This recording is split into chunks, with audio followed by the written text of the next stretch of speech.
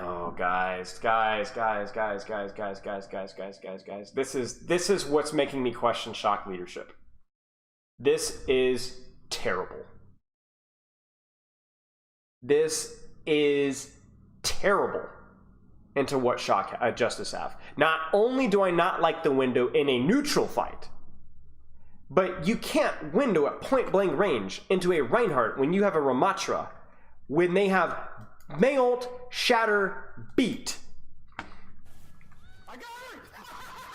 This is contenders level or lower. Terrible ult economy here. Terrible. This is fundamentals of these mirrors. You don't do this. Okay. Let's talk about a couple of the things that I have heard. Now, I am not all up in the business with what's going on with the San Francisco Shock in terms of logistics. I don't know why they're doing some of the swaps that they're doing. Shock has always had a slower start. This year has been the slowest start in their history. Krusty tends to limit test things a lot early in the season, but generally things kind of sort out by the end of the season. However, things have been a little messier than usual, to say the least. And then in addition to that, I think the problem is right now is we don't know the full, like I said, logistics of what Shock's living and training situation is. I don't think anybody has any super recent updates, but it's been messy from what we know. We're hearing hotels, we're hearing they're still in so-and-so, or they haven't been able to do this, they haven't been able to do that, and that's obviously going to be a problem. I am the #1 proponent of external factors having significant impact on your performance as a whole as a team. This shouldn't be a surprise to anybody. The biggest upgrade London made in season 2021 to 2022 was the team house, ladies and gentlemen, and having a coach all at the team house together. That's the best thing that they did. It wasn't the roster upgrades, it wasn't a brand new vision or that really delicious hot chicken that they had. It just was getting everybody in the same house and with some sort of leadership in the same house. It's the external factors that are extremely important for team synergy and team execution. And that's what made Paris's run in 2021 all the more impressive. Okay? Now, I don't know the Shock situation. You're lying yourself if you're saying it doesn't affect it. So we don't know. We don't know what's going on here. So somebody's to blame here. Something stinks in the kitchen.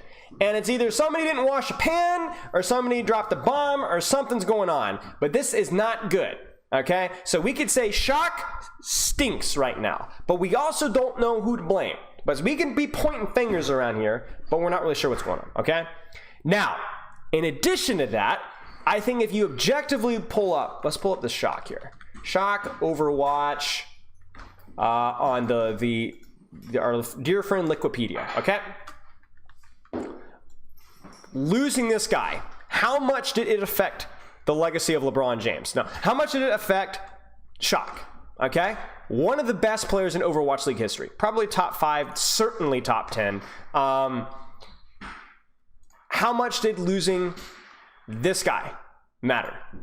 We don't know, okay? How much did losing Sam or Mikey matter? We also don't know. I think that, Mikey filled the role when he was needed. Kaluj was a mainstay for them. But here's the thing, guys. When we talk about what makes teams great, it's going to be the team play aspect and the mechanics and the mentality. And when you replace that with Vindane, Junbin, Max, Heesang, I don't know who these players are. I know let's put it this way. I don't know them as individuals. I don't know their communicational performance. I don't know their leadership. I don't know their intangibles. I know that they're relatively new. I know these guys are all rookies, no? Right? Am I smoking something here? 18, 19. Where was he last season? No, he's not a rookie. Vindame's obviously not a rookie, but a lot of rookies. Right? A lot of rookies. So, how is that influencing the internal team dynamic? Okay? How much of a leadership role did Violet serve or Kaluj serve?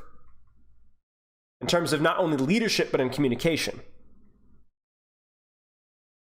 Finn is not somebody that strikes me as a leader. Okay? I don't know Finn, but he doesn't strike me as a leader. Okay? Proper has always kind of struck me as more of a quiet carry. Maybe that's just me. But there's definitely not a lot of veterancy in this. And we don't know the status of the leadership behind the scenes in terms of the player leadership, because player leadership, especially in Overwatch, is unbelievably important. And so there's a lot of questions. There's a lot of questions because their most veteran members in Kaluj, Violet, you know, even if you go back to losing Super, right? They're gone. The Shock management gut the team to save costs. No, I think this is probably a pretty expensive team. A lot of these were some of the most hyped up rookies for the entire season going in. But the problem is that you have a lot of potential on this roster, but maybe there is a little bit too much greed. This is the equivalent of having the best players on every single role doesn't necessarily make you the best team. Boston busy, right? But at least with Boston, there's at least the argument that there's going to be some communication there. There's going to be some experienced leaders there. So if we're going to conjecture anything about Shock, the one thing you got to guess is that the current team living situation is having a major factor in their performance, and number two, that the roster that they have doesn't have the leadership or the communication right now that they need to succeed, or the game's knowledge, right? The experience, right? We don't know if that's the case, but those are two educated guesses with what we know.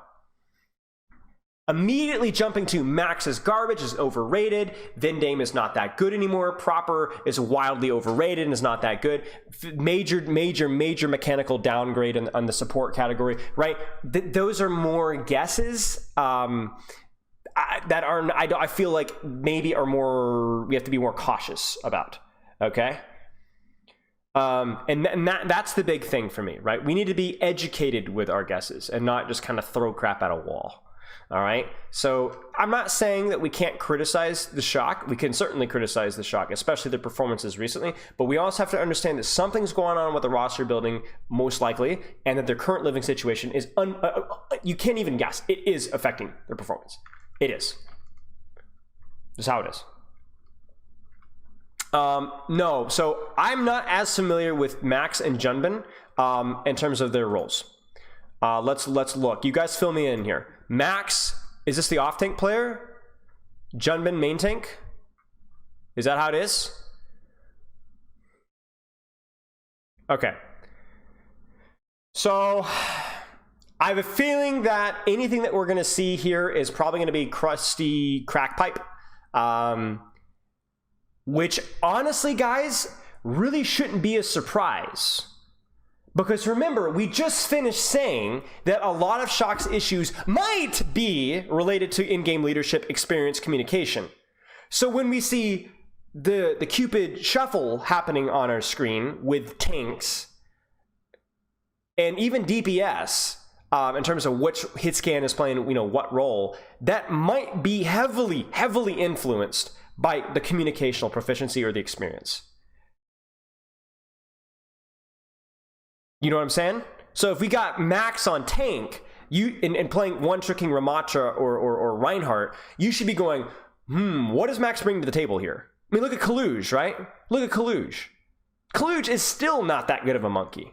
I'm not going to lie with you guys. He's still not that good of a monkey. But the guy provided experience and knowledge and communication that helped Shock to perform really well last season. That's what I'm saying. Let Krusty cook. Right. So something's going on. There's apparently some issues. There's some growing pains. And the problem is not that growing pains are bad. The problem is that they have been really ugly. And also the mentality of especially rookies is very snowballable, where it's very easy to lose a lot of confidence because of a really bad start, right? Where it's okay to have growing pains, but if the growing pains are like literally crippling, then you might lose a lot of confidence.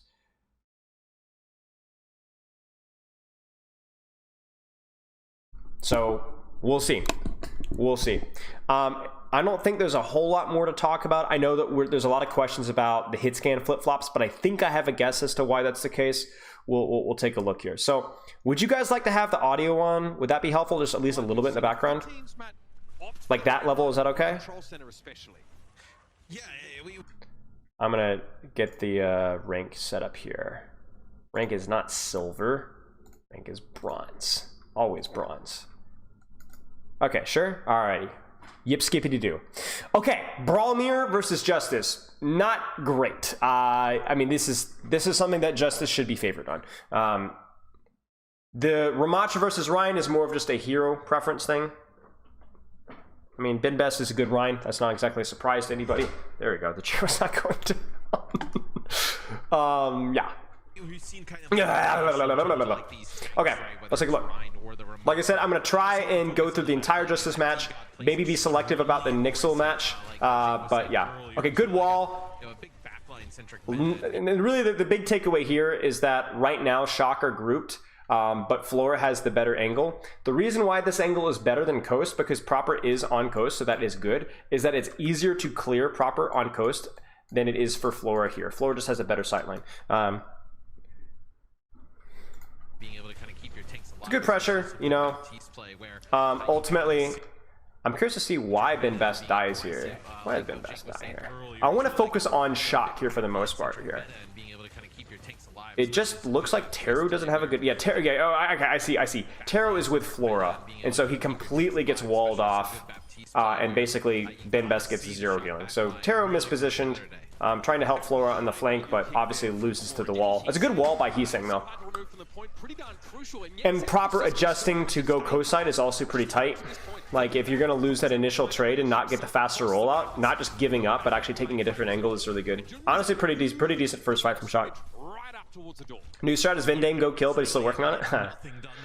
Yeah. And you have to get Reinhardt into kind of the, you know, in dangerous territory, right? Just getting it into the backline, into the opposing team to really make it. Proper still in the angle here. Junban needs to give up space. Mobility, like can get around a little bit faster. I would like to see. As well as you see, Junban in terms of ultimate charge, like double him up in the first fight. Well, never mind. I'll keep my mouth closed. Ramacha's just rolling. It's a bit of a reach. I don't love that from Shock, but it's okay. Forces an early window. It's a little too far for him to reach with that, even with Nemesis and speed. Solid starter. It's going to be an matrix here from Teru, and that's going to be just dropped down. There's going to be kited. They're going to avoid that. Good shot from Proper. Then there's the ultimate from Junban, surely. Yep. Oh my days. What happens here? Junban pops and just gets a little bit too greedy. That's all it is. That's just a feed. Somebody destroys him. Maybe Alpha E headshot? Alpha E headshot, I think. Yeah. I think so. Maybe not. But yeah, he gets murked. And then FD God.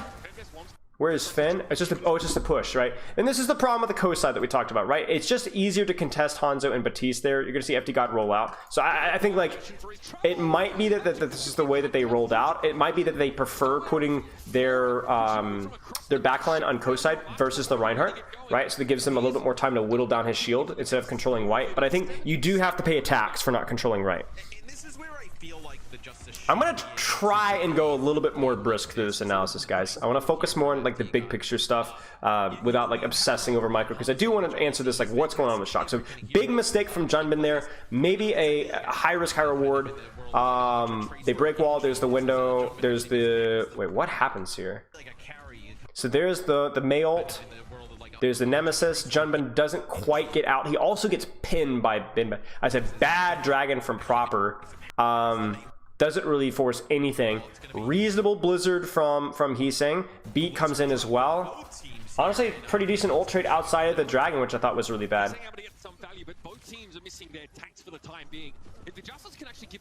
I just don't see how they lose this. I think he turns away from was somebody else frozen there, or am I crazy? No, if they let Alpha E live, they go for this here. Missed some shots there. That's pretty tragic, I'm not gonna lie. Then Alfie just pops. That's just a mechanical differential and a bad dragon for Proper. Like, there was no reason for Shock to lose that trade there. The Blizzard was fine from Heeseng. He misses the shots crucially. Junban honestly survives long enough for it to count. That's just a massive misplay from Shock. Junban could have lived more seconds if he didn't drop the right click. Yeah, maybe so. hold on to this. As Ben Best got a Shatter's always scary here. Flora is gapping at the moment on this Hanzo. He is absolutely the better arrow poder for the time being. Kind of a weird play from Shock, a super trying to aggressively rotate there. It actually ends up working pretty well. I think going for an aggressive play there is very reasonable though, given the ult situation, because you're down a lot, so you might as well try and roll the dice. Shock just needs to reset here. They force 2 ults, and they're going to be able to get a recontest fight. It's totally fine. So honestly, not a bad play from Shock. It's kind of interesting to me what Shock is doing, where they're going for these super aggressive ram pushes on a DPS or on the support line. It's weird, but I don't hate it. It's just different, right? Now this is where Shock are actually going to contest white. What you'll probably see here is we're going to see a pressure on Rhine. You're going to see wall probably about here, and then a BAP window from here. Shock should win off of this. I don't think Justice are set up for this. I don't like Justice's setup at all. Justice are probably going to window in return, but Flora really needs to be contesting this off angle right here, because you could still get value out of your BAP window from this flank here, and Flora can make this BAP window significantly scarier, right? We might see Alpha Yi wall this off here, but I don't love Justice's setup. I like Shock's setup better. Many fans hoping for more, no doubt about it. I don't like Heesang getting his...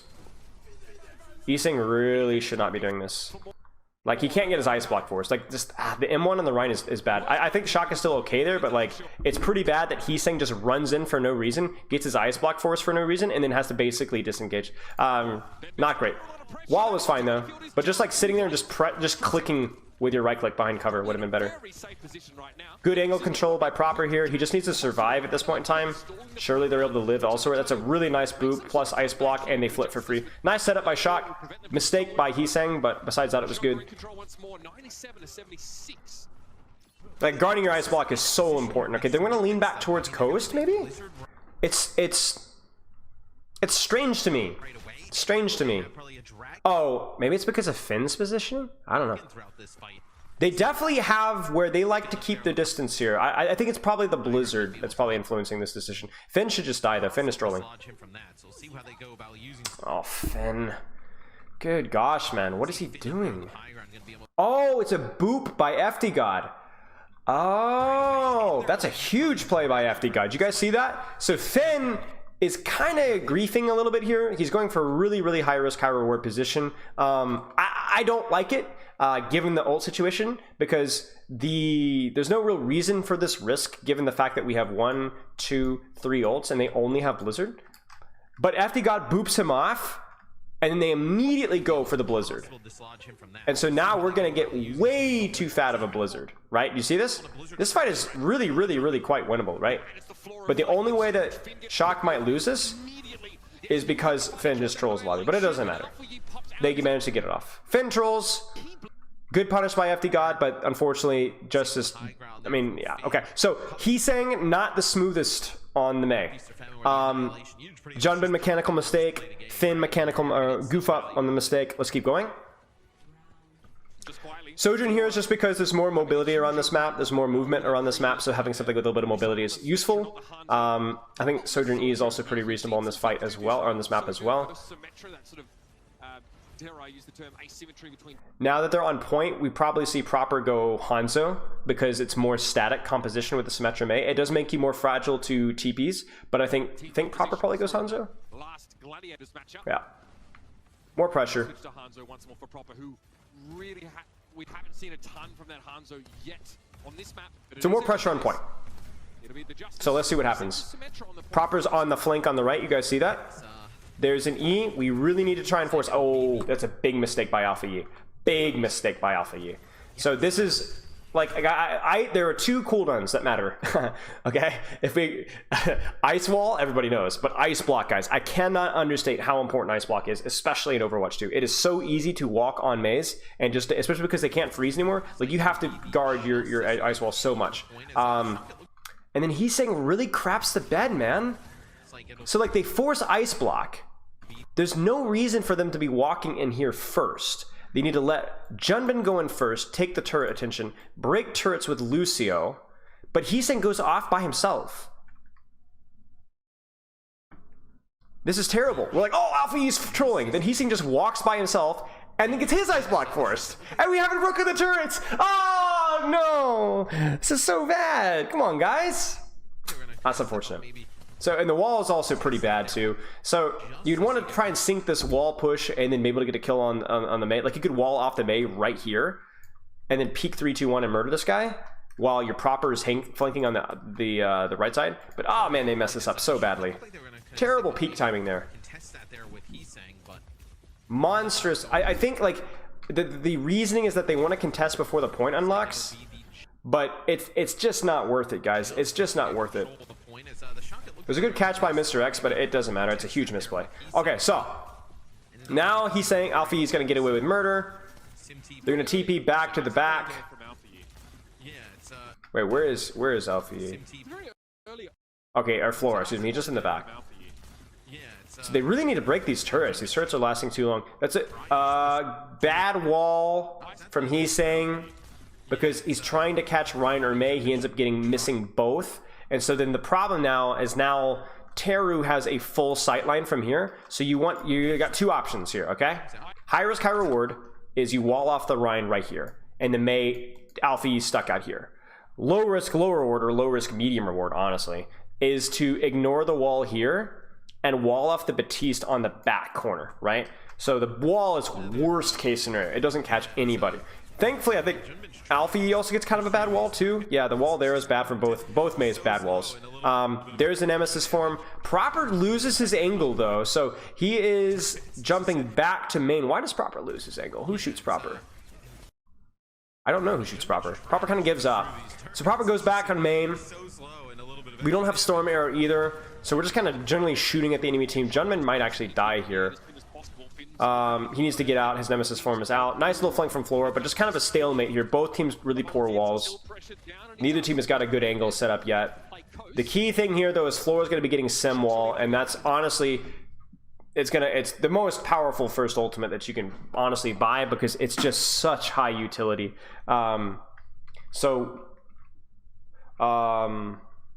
So we're just going to see window here from Shock, but I don't even think they expect the Symmetra wallet here. That at best, maybe they expect a counter window, but unless we get a huge pick right now, I think I think Justice just win this. Yeah, that Sim wall. I should kill Junbin. Yeah. They were not expecting that Sim wall at all. Oop, nice lamp. Teru overextends. Nice punish by Proper on the flank. You guys see that? Oh, Vending gets out. Okay, so key thing here is Justice is going to be significantly ahead in terms of Mei wall, and the reason why that's important is now Shock is kind of in a situation to where they've got two options. You either take a fight right now, or you take and die probably to Mei ult. Or you take one fight and the map's over. Because you need to wait for your Mei to build ult. So Shock decides to go now. I don't think that's a mistake. It just means that Junman we might just lose this to Mei ult here. So Junman's going to go in. We need a lot of aggression. Where is Proper? Proper's on the right side, I think. No, Proper's spawn camping. I like this. This is pretty reasonable. He's got to be careful, but it's reasonable. There's the beat forced off of Junban's ult. Is Finn going to get support? I don't love this from Vendame. But Vendame goes back, Junban gets killed, and that's that. We don't get the kill on Teru, and Junban dies. I mean, this is just the worst of both worlds. I mean, it is just a cataclysmic failure from Shock. Junban goes in with Ramatra ult, and we know that he is probably not going to, he's probably going to get frozen, okay? But maybe he gets a trade, maybe he gets a kill, maybe he can outplay it. Proper decides not to help and instead to spawn camp. Fine. The problem is that Proper doesn't get the kill. And Vendang goes back and peels for him. And he doesn't die. So you have a 2v1 that they don't win, and then that means Junman gets zero help. So at least here, you could have had, okay, maybe Teru dies, or we're able to follow up off of Junban and maybe get a kill here. But this is the worst case scenario, right? The only good thing that happened is that you did force beat along with Blizzard. But this is not good for Shock whatsoever. And they still don't have Blizzard, and they're not going to be able to set up the Blizzard. Now we're in panic touch situation. It's gonna have to be Vendane. There he is, and he's dead. Yeah, wow. Huge screw up by Shock. Poor Mei play as a whole. We don't even get to get our Mei ult there. Huge disconnect and screw up from team play fundamentals on that last fight there. They don't even get a third fight. Ouch. In the West, huge disconnect there. Huge disconnect. Now that the Shock, at least here early on. Okay, let's go. TP across. The TP is so that you can get across this bridge without having to worry about Lucio Boop or worry about Maywall getting choked out. Now, what would happen is if either team sees that they haven't sim walled, then they would walk forward to about here or sim TP'd, and they'd wall them on the choke here, and then they would just die here. So that neither team wants to use wall because they both know they TP'd, and so there's no point walling. Sojourn, because mobility is really, really good here, jumping across and all that kind of foolishness. Right now, getting to a decent position.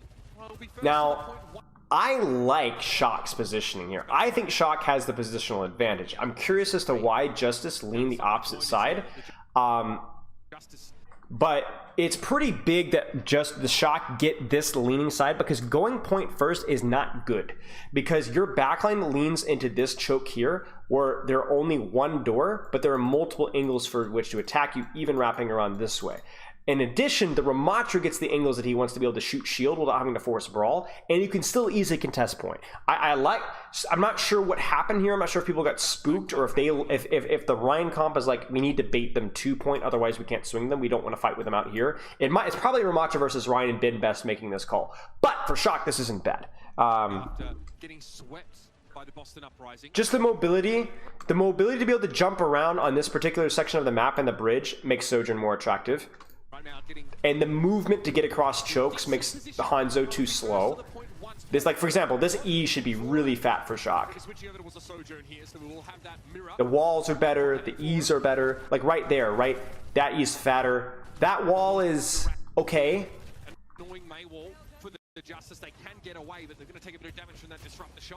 Missed shot. Really nice angle from Proper. He needs to get healed. I don't like him giving up the angle. I would have preferred him to give up the angle. He might die for that. Yeah, he dies for that. Oh dear, I don't like this at all. Proper misses his shot.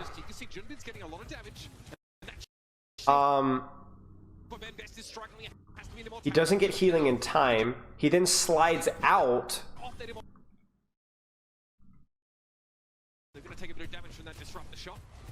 Keep an eye on those ult charges. You can see Junbin's getting a lot of damage. And that shield for Ben Best. I mean, look at this. Shock is in an okay spot as long as they heal him a little bit, because they force the lamp out first. Then he gets booped in because he's sitting on main and still doesn't get healed. And the lamp comes in late here. Or where is the lamp? Why is there a lamp out? Where is this lamp? Does anybody see this lamp? He's not even in lamp. Aw, man. Yeah, real pretty big goof up there. He doesn't fall. I think he gets booped by FD God, no? Yeah, he gets booped. FD God's up on the center pillar. You guys see that? There he is. It's an FD God. It's an FD God boop. I feel like both teams this series are pretty poo-poo at Rush. I think Justice have looked okay-ish, maybe. I think the Mei plays left a lot to be desired. I'll put it that way.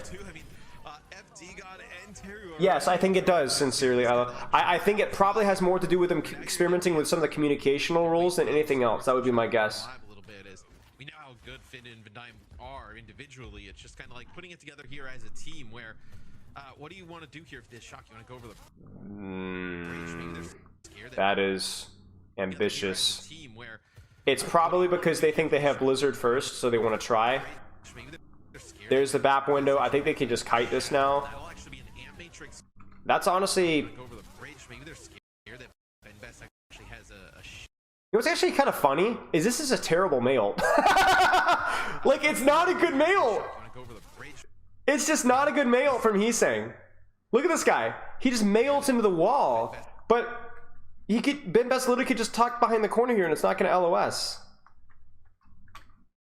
Yeah, the window scuffs up. The mail is bad. The only reason it actually works is because FD God overextends. And Proper dies to Fire Strike now that the window breaks, right? So window breaks, and then Proper dies to Fire Strike. FD God is booped in. what do you want to do here for this shock? You want to go over the bridge? Maybe they're scared. That Yeah, nice. That was a nice boot from Vindame. Yeah. So not a good mail at all. And how does Ben Best get frozen? Oh, guys, come on! What is going on, ladies and gentlemen? Ben Best just kind of like walks into it. So really not clean. Not clean. He's saying it's extremely fortunate here. And a good play by Vindame there sets that one up. Good focus on the Mei. Surely he dies. He does.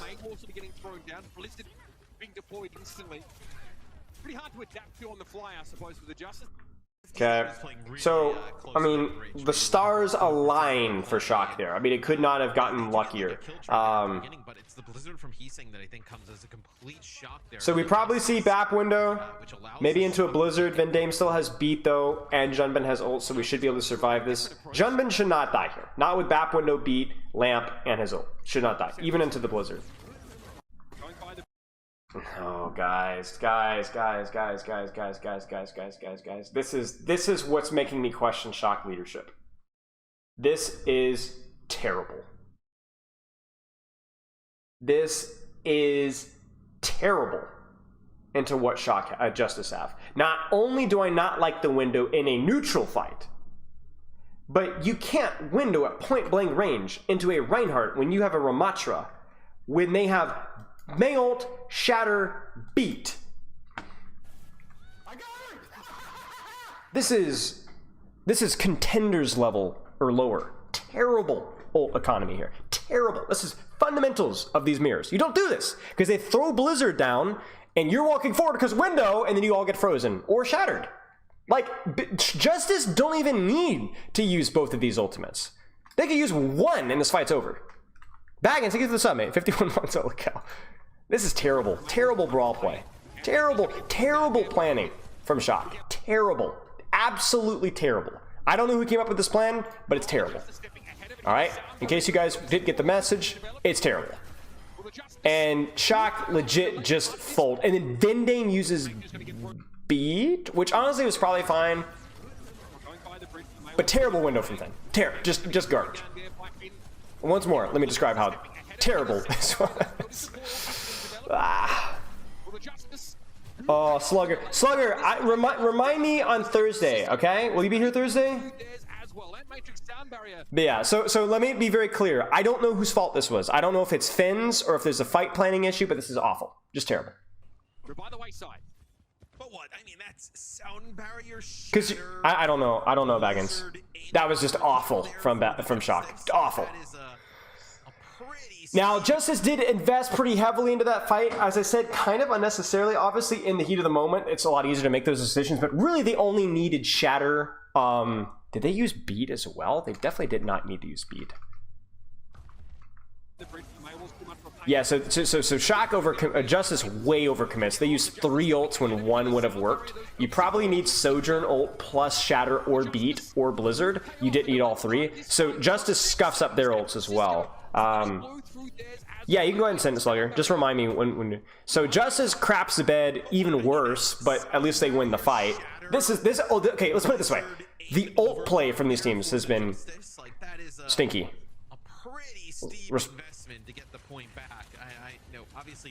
But terrible window. Terrible.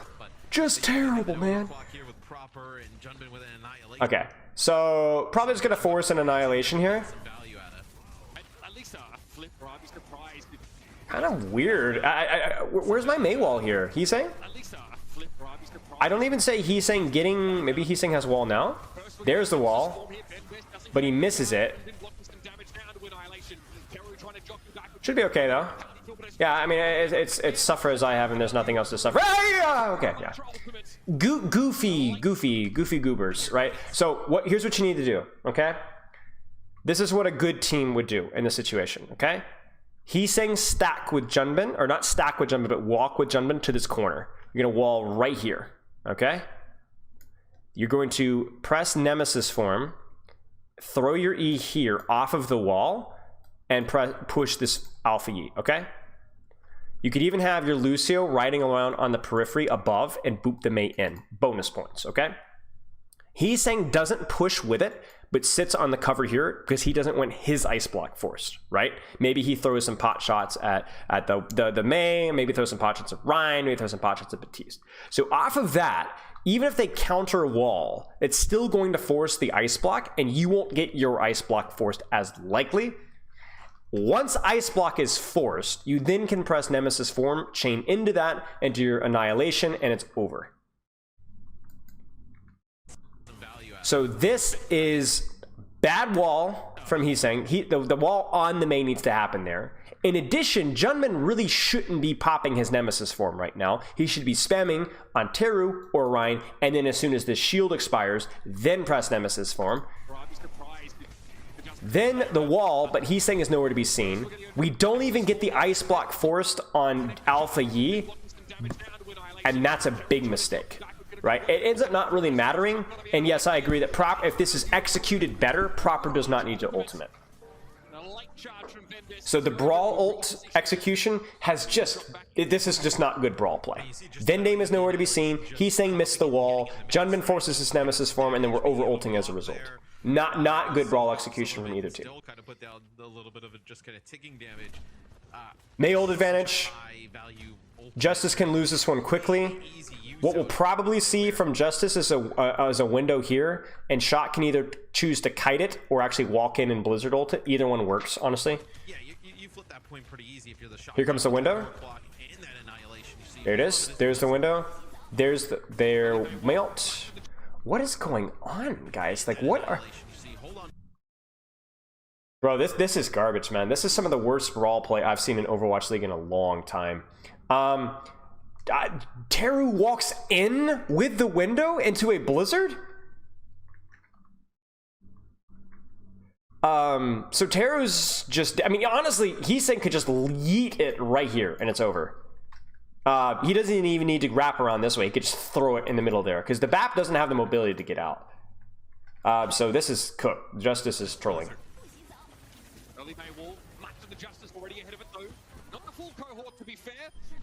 That's just crazy, man. Like, maybe Teru was trying to bait and go out the window here, but... I mean, again, if Vendame's in a... Like, here's the other thing, too, is where is Vendame? Where is Vendame? Vendame should be booping this. Vendame's sitting in the back line. Vendame need to be boop. Vendame should never have let Teru exit. Vendame cannot let FD God exit. Yeah, not good Brawl execution from either team.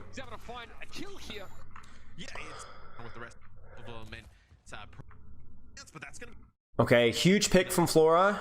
Taking out Vendame early. Look where his weaponry fell. That's quite a shot from Flora. They just need to disengage this, honestly. You could even BAP window this. Yeah, the BAP window is actually pretty good. It's going to buy them time.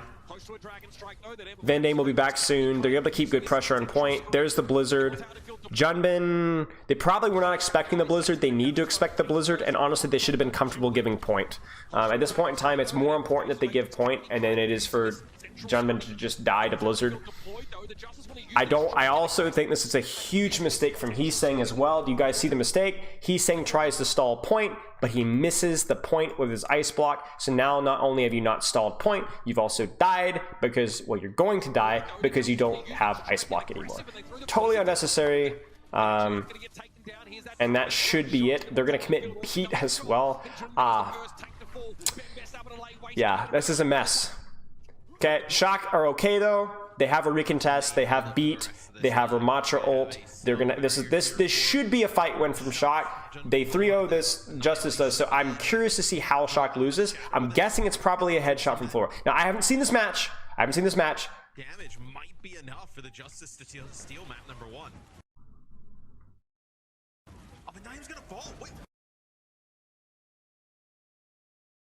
What?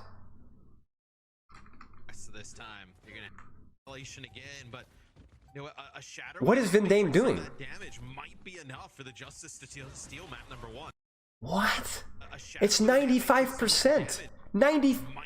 You don't need to touch. Steal map number 1. What? Oh no! 99% on beat, my friend. No. There it is. We talked about backline. Oh my gosh, man. You don't need to touch. You got 4 seconds or 5 seconds. Terrible brawl execution from Shock. And let's be more specific, okay? So I think the fight planning is the #1 issue, really, with both of these teams, but specifically Shock. Really poor use of ultimates in terms of knowing the matchup at even a rudimentary level. Window placement when they have Blizzard. Throwing your Mayults on a wall, like wall execution, not good. Ram in the Brawl mirror usage, cooldown usage. Timing with walls was poor. Vendame was a way too passive. Fen was way too aggressive. There was a couple of micro goof ups with positioning. Shock looked really quite weak here. Fight planning was by far the biggest issue, I think. And then in terms of some lack of mechanical proficiency in terms of like the wall usage from Heesang, and Vendame was not performing super well. What's the theory behind Ram into Rhine? Comfort pick. That's literally all it is. That's all it is. But the thing is, guys, you get Vendame trolled the lobby there, but how many other fights prior to that were trolled by Heesang or by Ram or by Max? Was it Max? Why am I already forgetting? Judman, excuse me, I'm an idiot. You know, or by Finn's window or over ulting. I mean, there was a lot of ugly things there. I'm concerned at the quality of fight planning, though. Really not knowing your ultimate trades in that matchup, even at a rudimentary level, is really inexcusable. Even on a team that probably doesn't specialize in Brawl, right? Hydrate, thank you. As a best hero happens to be Reinhardt. So okay, so let's talk about this. I don't have a lot of insight into Heesang's hero pool, but one thing that we have seen, this is the only thing that I can think. Okay, first off, does anybody know, is Heesang good at Ashe? Is this something that he has contenders experienced in the past? This is the Mayhem comp, yes. This is it is a greedy spam anti-dive comp. Not really proper Ashe play. Okay, so this, my guess is this. I got no idea. No, really. Okay, the only thing that I can guess,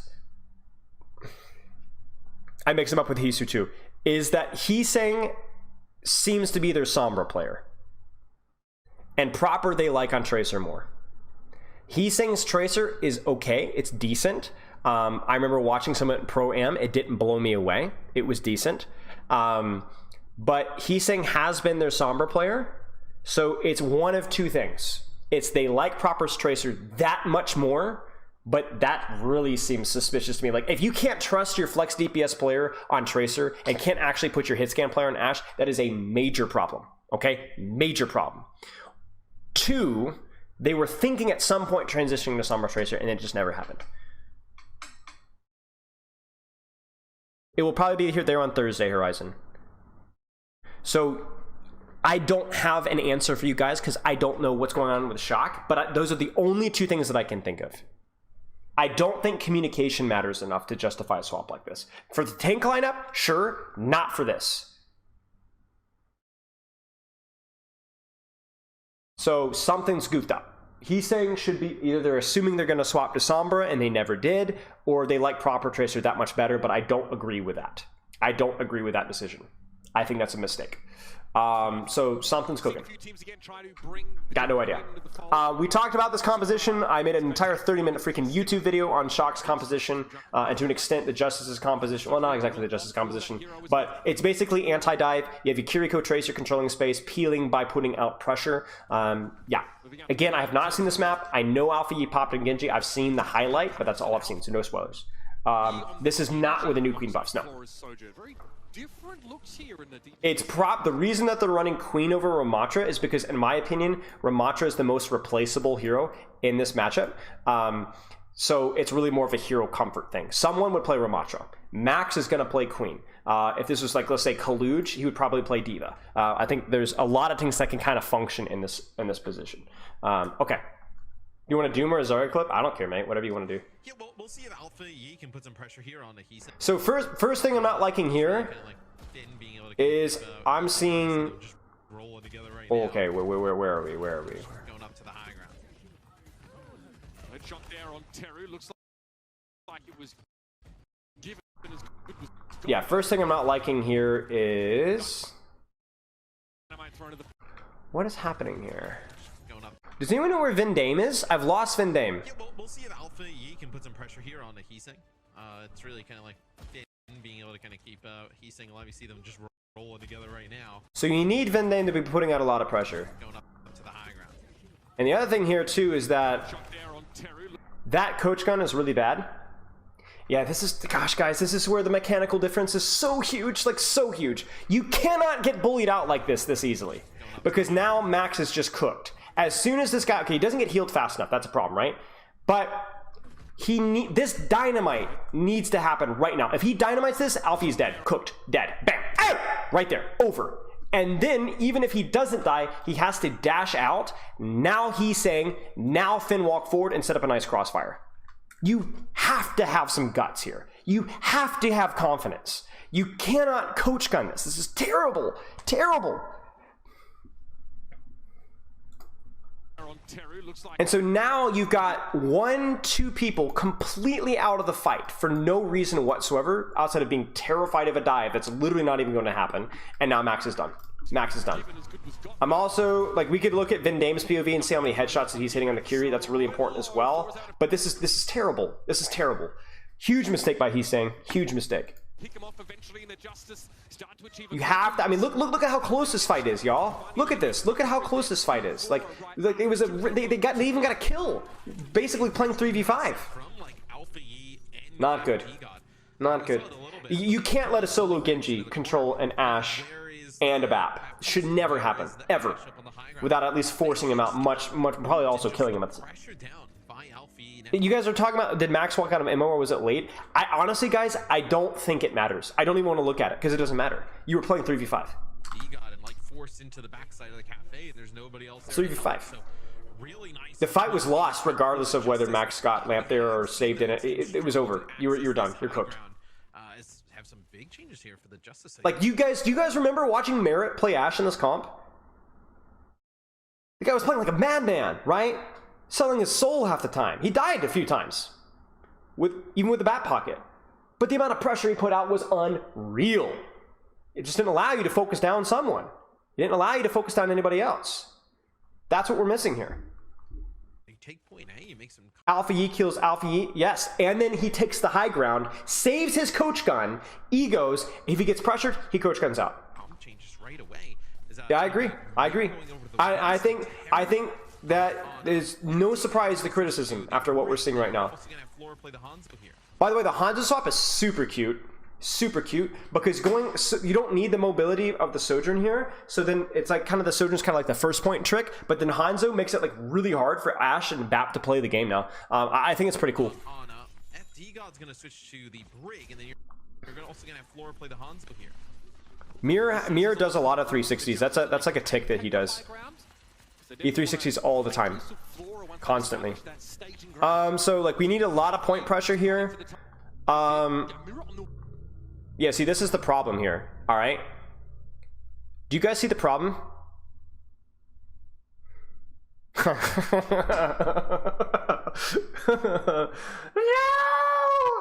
What is he doing? What is he doing? What is he cooking?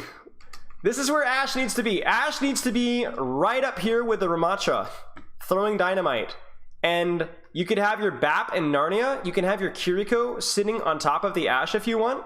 And then if they dive, she gets Suzu'd plus Coach Gun and Bat Pocket. You have to take risks, right? You're doing... Let me look at... I'm sorry, guys. Why is a Winston pushing cart at full HP? You have a Winston on cart with full HP. Anyone who's ever played tank on this map, when you're getting crossfired from opposing high grounds, it is misery. And I want to give credit to this pick right here. Right? This is definitely causing some of the issues to where they're scared to peek cart. But that's why you play here. You don't have to peek Konzo, you shoot down. And yes, you might get dove by Winston and Genji. It don't matter, guys. You got to put the pressure out. We have the same problem that we had in first point showing up right here. It's a consistent theme. Right? We have no pressure on cart. Look at this. How is Mirror Sid able to push cart this far? Okay, so now we've got pressure. Goodness gracious. But still Heesang. Not on a good angle. Okay, this is how it would look, okay? Heesang's here. Max is here, Bap here, Kiri here. By the way, also, Vindame is nowhere to be seen, right? Doing 0 pressure. No, wait, Vindame's here. This is actually a pretty good position for Vindame, given the fact that the Hans, Heesang is not there, okay? This would be a good setup, and then you could have your Tracer here, right? Bat pockets Tracer, maybe put some pressure too. You could also have, if you wanted to be a little bit greedier, you could have Kiriko Tracer here, Max here, Ash here, and just pray that Heesang can react fast enough with Coach Gun. This would work as well. And like, I know I'm drawing this up like it's a football play, you know what I'm saying? But you don't need that much of a structure. You just need you just need an Ash with an angle to put pressure on anybody. Anyone still a shock believer? Okay, listen, guys. Listen. I'm going to say it again. We don't know the issues here. I don't know why Heesang is on Ash. I don't know why Shock's macro, like, ult execution was so bad on Brawl. We already talked about communication being a big potential problem / leadership, right, with the roster they have now. And we also talked about that their living situation is probably continually a problem, or is still a problem, okay?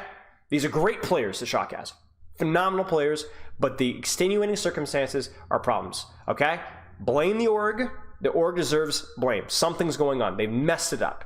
But you never know, okay? They have a great roster. Like I said, my major concern is that it just might snowball, where people will lose confidence in themselves. Like, he's saying it might as well not even exist right now. Yeah, I think they're kind of like, are you playing around like Nano Blade or your Nano Winston here? Like, look at how little pressure Alfie, and I mean, look at them, they're just taking the entire map away. The entire map. I don't even know where Ash is on the floor in the back there. That just can't happen, guys. It can't happen. That's a phenomenal, this is the play that everyone saw, right? What a great play from Alpha Yi. Yeah, I mean, really, Shock just controlled 0 space. Heesang is about to get past an ult charge by a Winston that swapped to Winston after first fight was already over. I mean, it could be a confidence thing. It could be an understanding thing. It could be a bad hero pick thing. It could be a communicational thing. I don't know.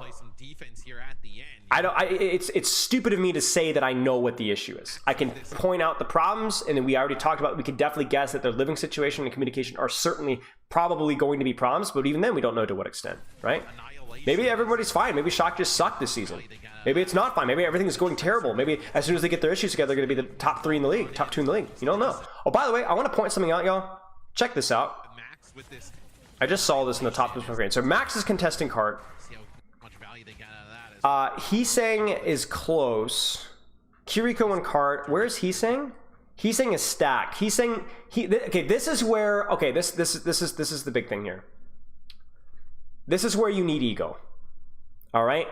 Let me draw up a play for you guys with my DPS brain. Bat pockets Ram on cart. Proper wraps around to contest high ground. 3, 2, 1. Ash flanks around the far left. Coach guns up to top with Vindame with him and kills Flora. And then bobs from high ground onto the back line.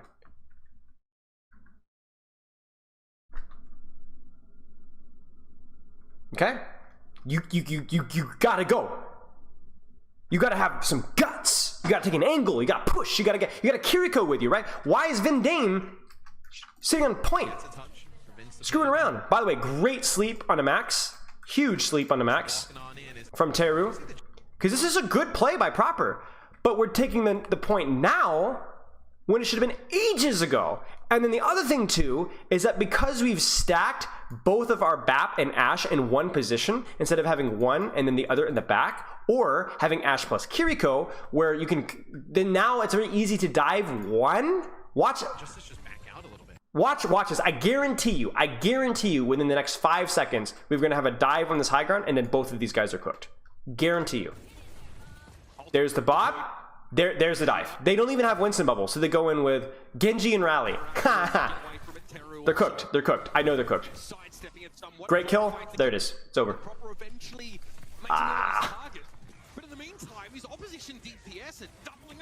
And then a great shot by Flora, and actually it's a pretty messy fight. I mean, good job by Proper, right? He took a good angle. timed well, caused a lot of pressure, but his and there it is. You see it? You see it? That's why he's on Ash. There it is. There it is. That's what we were waiting for. I didn't know he swapped Sombra, but there you go.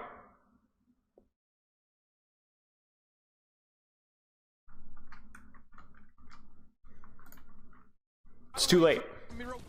It's too late. Well, maybe not. Maybe it's not too late. Oh, it's too late. No, I agree. I don't think it's worth it either. Or maybe it's not. Oh, yeah, it's over. Admirable work here from Proper, but again, it's just not enough from one player. They're gonna go Brig into the Sombra, which is pretty reasonable. Just like 1v1 Teru up on the high ground. They kind of give him up. FD Gods got rallied down on the floor, and it's 2 kills. For It might be that they just don't want Proper on Sombra. Getting on Teru, and it looks like you're. And I agree, you don't have to force Sombra on this map. I think hit scan plus Tracer is fine. It might just be this something that Shock has more issue, like, but obviously they're getting smoked here. Like the Justice to swap as well. They also go Queen, right? Now that they go Sombra Tracer.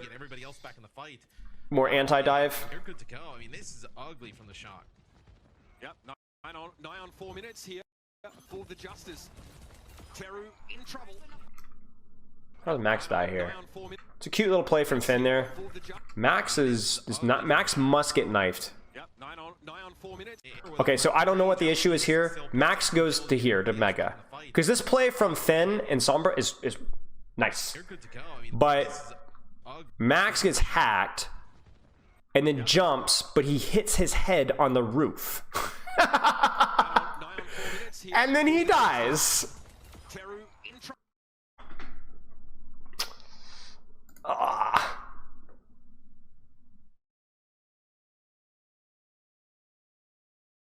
Yeah, I also agree with you. I don't agree with the Winston swap on third at all either. I think it's trying to play around your Sombra Tracer, but you don't have to play a dive tank with Sombra Tracer. You could go Queen here, you could go Ramatra here, either one would be fine. I would prefer him to lean to his hero strengths, case in point, right? That's a good catch, Barry. From Finn. Proper sees Flora here, unwilling to fully commit as there's a few plays. So there's the Ramatra swap. Okay, so there you go. You predicted it, right? 100% agreed. The card's been moving the entire time. Yeah, I mean, it feels like the entire game. Like, even with the fights going on. And then we might just have an Nanoblade here. Max goes over to he's playing Ramatra. There's the Sombra Tracer in the backline. Now you take a trade on Mirror at the same time because their backline's distracted. They don't get the hack. They do get the hack at FD God. He might just die. Good pocket. Wow, guys, what is going on with this team, man? What is going on? How does Proper die? Proper's in here. He gets pinged. They're ready for him. They goes for the pulse. He gets slept. And then he sings locator placement is abominable. Wait, no, what? No, does Flora destroy it? Flora destroys it. Flora must destroy it. Flora destroys Translocator. He's singing Proper get caught with the pants down. They just get diffed. I hate using that term, it's corny, but they just did. He's saying lost his locator, Proper got slept, get rolled. Get rolled. Should Vindame not be in the high ground diving with him? Oh, chat is evolving. Yes, Spartan. Yes. I think even with the Sombra threat on backline, I do agree. I think the pressure is probably more important. You can sell Finn. I also am not a huge fan of the Ana swap here, especially now that they're on Ram. Like he swapped it on third. I don't think it made a lot of sense anyway. But whatever, you know, it's unfortunate. But like, yeah, I would agree, right? You've survived, I guess, versus their Sombra, right? But both of your DPS are now screwed over. What happens to FD God? What does FD God do? FD God trolling. Trolling. Maybe he gets naded. Maybe he gets naded. No, he just gets completely murked. Oh, huge hack by Flora, so there's no TP. That was pixel perfect. If he messes that up, he completely throws an Nanoblade and doesn't get a kill. Because the Kiriko just TPs and he doesn't have dash. Wow. He's saying horrible on the Ashe. Max honestly, some pretty big goof up on third. Mechanics. Heesing goofs up on Sombra, gets his translocator destroyed. I don't know, guys. Yikes. I mean, Justice just did everything better. Everything better. Alfie manhandling, but also a lot of good setups from Flora. You need to really build around this guy in such a way that he's not. Okay, let's look comps here. On a Brig, Tracer. I have a feeling that this is just, hey, let's keep them off of Sombra Tracer. Maybe, I guess. I don't even know. But they got Max in, so there's not as much of a threat of the dive. At least a good dive, right? But I think this is just maybe just a hero comfort pick thing, where like you don't think the sightlines are friendly enough. I think that the first point Brig is probably better, and the second point Kiriko is probably better. That would be my guess. So that's probably why we see this comp. I love this kind of little hybrid composition, by the way. I think it's really fun to watch. Oh, Heesing! Why is... Okay. Does Heesing play Sojourn?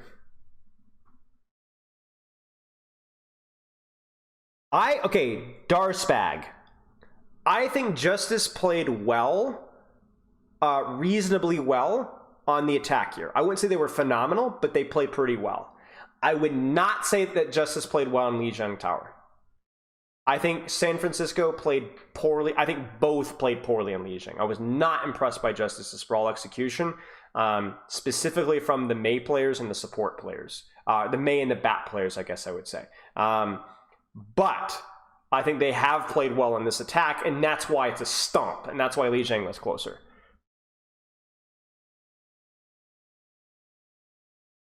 Okay, I don't get this, guys. This comp makes total sense, but these heroes do not make total sense. It's like the same problem where we like proper Tracer, Genji, whatever, better, but we're gonna put Heesing in a significantly worse pick. It would be better to have two 85% than to have the guy that's 5% better, but Heesing's operating at like a 60%, right? If you're a San Francisco Shock fan, I don't get it. For this team, they're not reaching them right now, but the Justice, they look clean. Whistle, terrible backline. All that rotation to just like rotate on main, and yeah. A lot of pressure being put down here. Heesing takes a ton of damage on the approach here. It's gonna be a command. By the way, do you guys see what I'm saying here? Like with the Ashe, like not seeing the Justice responds to this one really well either. But look at the bravery here, right? Look at this. Look at this. Look at this. Look at this. Look at this. You have to trust your supports. You can't bail out. Now that being said, it's a great dash by Proper. It's a phenomenal dash, and good job by Vendame as well. Being able to zone, they had to back out there. There was some serious teeth to that dive, and they do a great job in isolating Mirror. They hit a nice. Man, Mirror just doesn't even get any help, right? They don't hit the nade. I'm curious. Honestly, Teru doesn't hit the nade. That's honestly pretty big. I don't want to review Justice as much, but this is okay. Oh, that needs to hit. That's just a good big goof up from mechanically from Max, and then they trade the backline.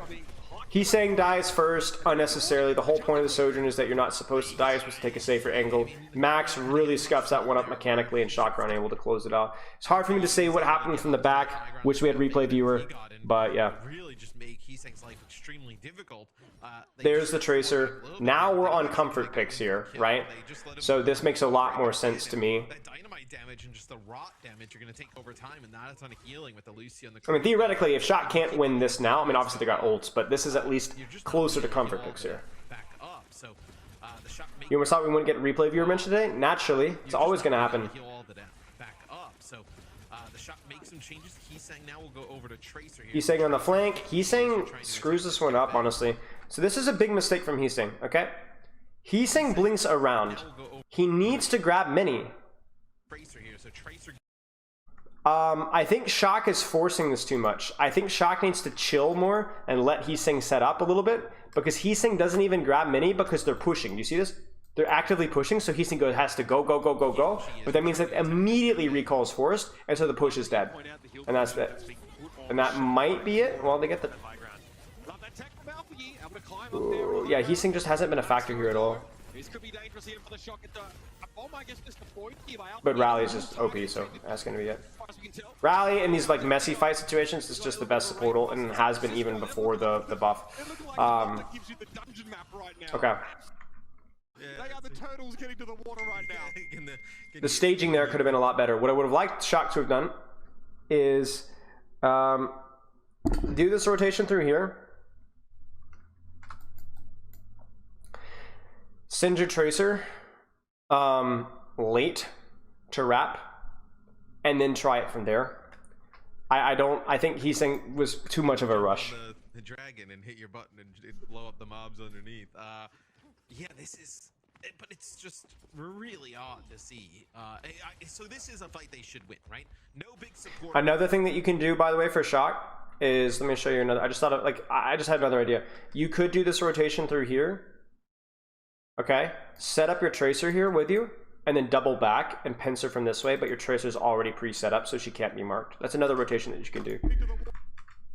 Really odd to see. So this is a fight they should win, right? No big support ultimate on the other side, proper with a dragon blade. There's no rally. Yeah, I agree. This should be the fight to win. Even with Ramo, you have beat. Should be okay. Relatively quickly. All right, a lot to work with. Looks like they're just going to run it down. They did set up Heesing, right? But they need to wait. In terms of what should give them their best opportunity. Make the fight off the point, only the point. The whip shot proper. Has to find another way. And finally he does. It's super weird though, because like this is actually super nice setup from Shock. Watch this, guys. So he blades. They push. The Heesing flank. The pulse misses. He needs to stay on a target though. He like backs up, and they almost don't even get the kill there. I think he's waiting, like trying to avoid nade would be my guess there. But theoretically, Shock should be okay there. That was a pretty nice setup there. It's a lot of ultimates here. What does Max hit with his? So Heesing misses.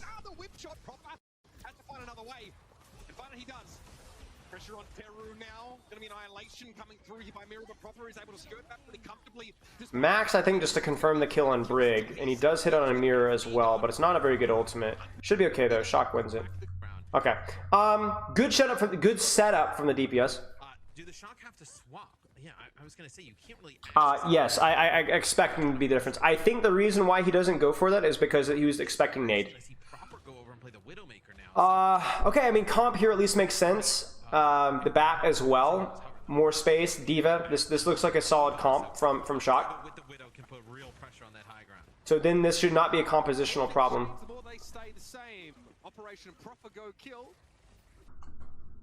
Look how just displaying to the Widow and Shock just don't adapt. Well, first off, I love this for Mirror, right? I love the dropping off of the high ground and just again like clustering in, right? Don't give that Widow value. Though, a lot of pressure on that Widow. Desperately tending to proper shorten the sightlines, right? That's exactly what they're doing. Mirror cannot die from his positioning, because any angle that Proper takes to shoot him is an angle that we can push him on.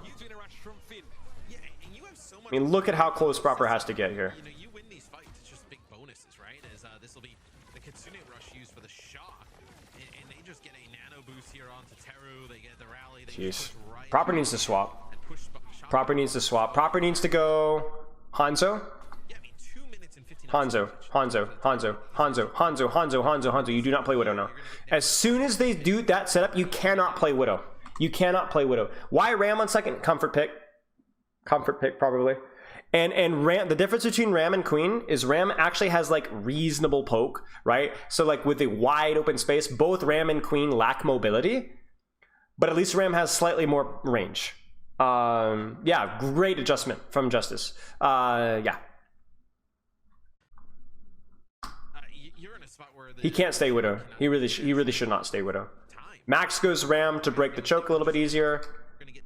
The Diva is, again, the Diva swap. This is what's so weird to me is they swap off of Diva because they're stuffing them in the choke. So the Diva doesn't feel as good. Now, I will say that Max should have and could have played this significantly better. Max is plat Diva right now, respectfully. There is zero reason for if your Widow is stuffed in the choke, for your D.Va to not fly up, over, and around with Kiriko and Tracer and kill the Ashe and the Brig on the flank, or the Ashe on the flank. Watch this, guys. Watch this. Force the Tracer out. D.Va flies top, goes with Kiriko and Tracer. They chase the DPS, both of them. Mirror either gets isolated and dies, or you have the Ashe has to rotate back away. Free fight win. So I don't like the Widow swap, but if you're going to make it work, you would park your Widowmaker as far back as you can. What did I just hit? Okay, never mind. And you would send your D.Va, Tracer, and Kiriko on the flank. Instead, look at the Shock's execution. We've got Kiri Tracer on the flank, but they don't move. They don't actually deepen, right? This guy's totally free low. Max sits on main and does jack all, besides hold the Ramatra, which makes no sense whatsoever, not using his mobility whatsoever. They peel, they force the Alpha E out and Ashe out, and then they still sit on main. They pop Kiri ult, thinking that surely now we'll win the fight on main. But no, ladies and gentlemen, that's not how D.Va, Tracer, Widowmaker works. And to Ramatra Brig, it's not how the composition works. So Max builds a lot of ult charge, but does jack all with it. Not good. That's not how you control the space. They're trying to brawl with D.Va, Tracer and Kiriko, and to an Ana Brig Ramatra. Crazy. Then Max goes Ram, so that they're, I guess, going to brawl on the choke now. But you're still going to have issues with Widow sightlines here, and you're still going to want to leverage your Kiriko Tracer on the flank, because you're still going to get stuffed in the choke, even though you have a tank that does a little bit better. Like, look at how close Proper has to take positions, right? I'm not even saying that this is a mistake. There's just nothing else to do. Oh my gosh.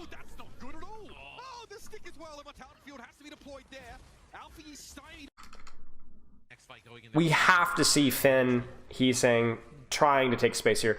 I don't know why I see he's saying going down main here. Now you see, okay, you see, guys see this right here?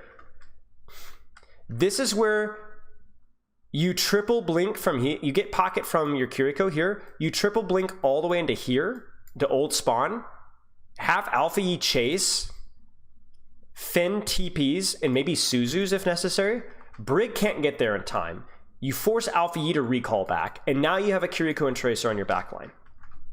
And now you're in trouble if you're Justice. Because Proper gives up space, Vindem gives up space, Max might even get up a little space, but now you have a Kiriko Tracer on your backline. And Flora, Alpha E, and Teru have to be scared.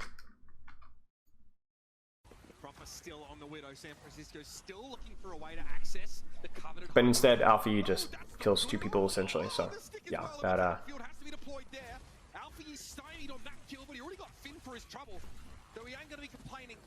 I mean, Justice is just controlling space so much better.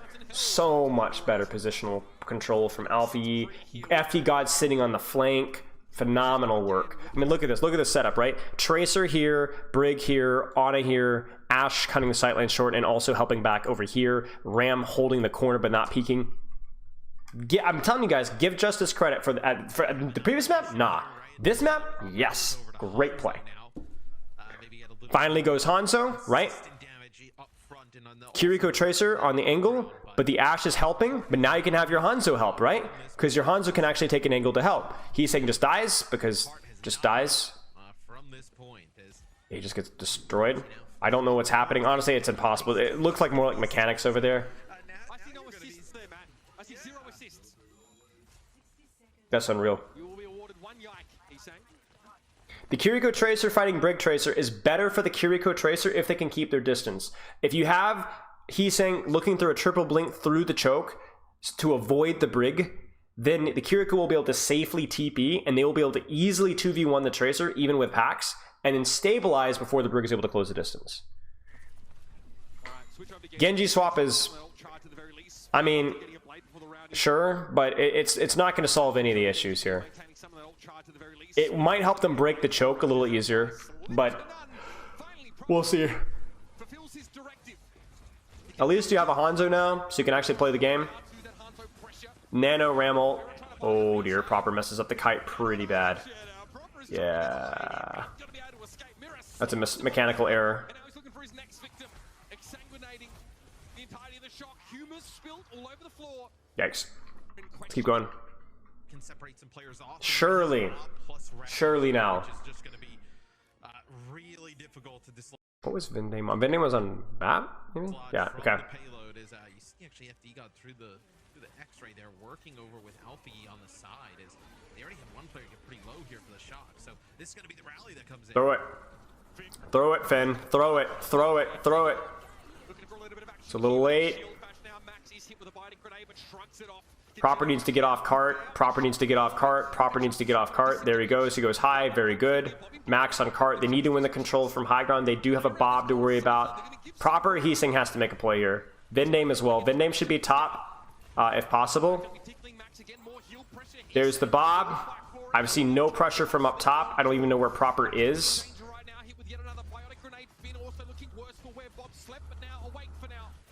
Like, it is crazy to me that we just had all he's saying Proper and was it Finn on high?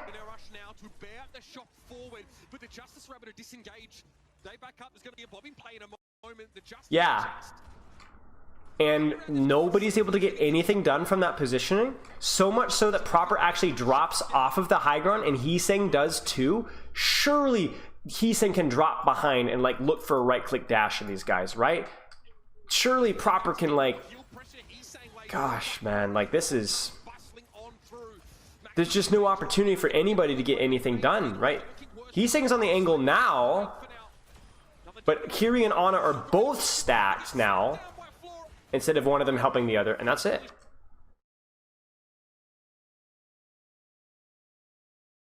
Hey mate, good to see you, Netflix. Long time no chat. I mean, Justice absolutely dominated this map. Questionable swaps. Really struggling with map control. Oh gosh. Not utilizing space well. Not knowing how to break. Like, this one was, as opposed to Brawl, where it was a little bit more focused, there's so many things that went wrong here.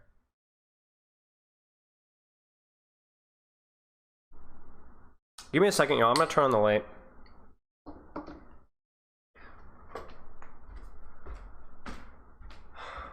I mean, the replay viewer's out there, y'all. Anybody with an OPR count in Contenders has it.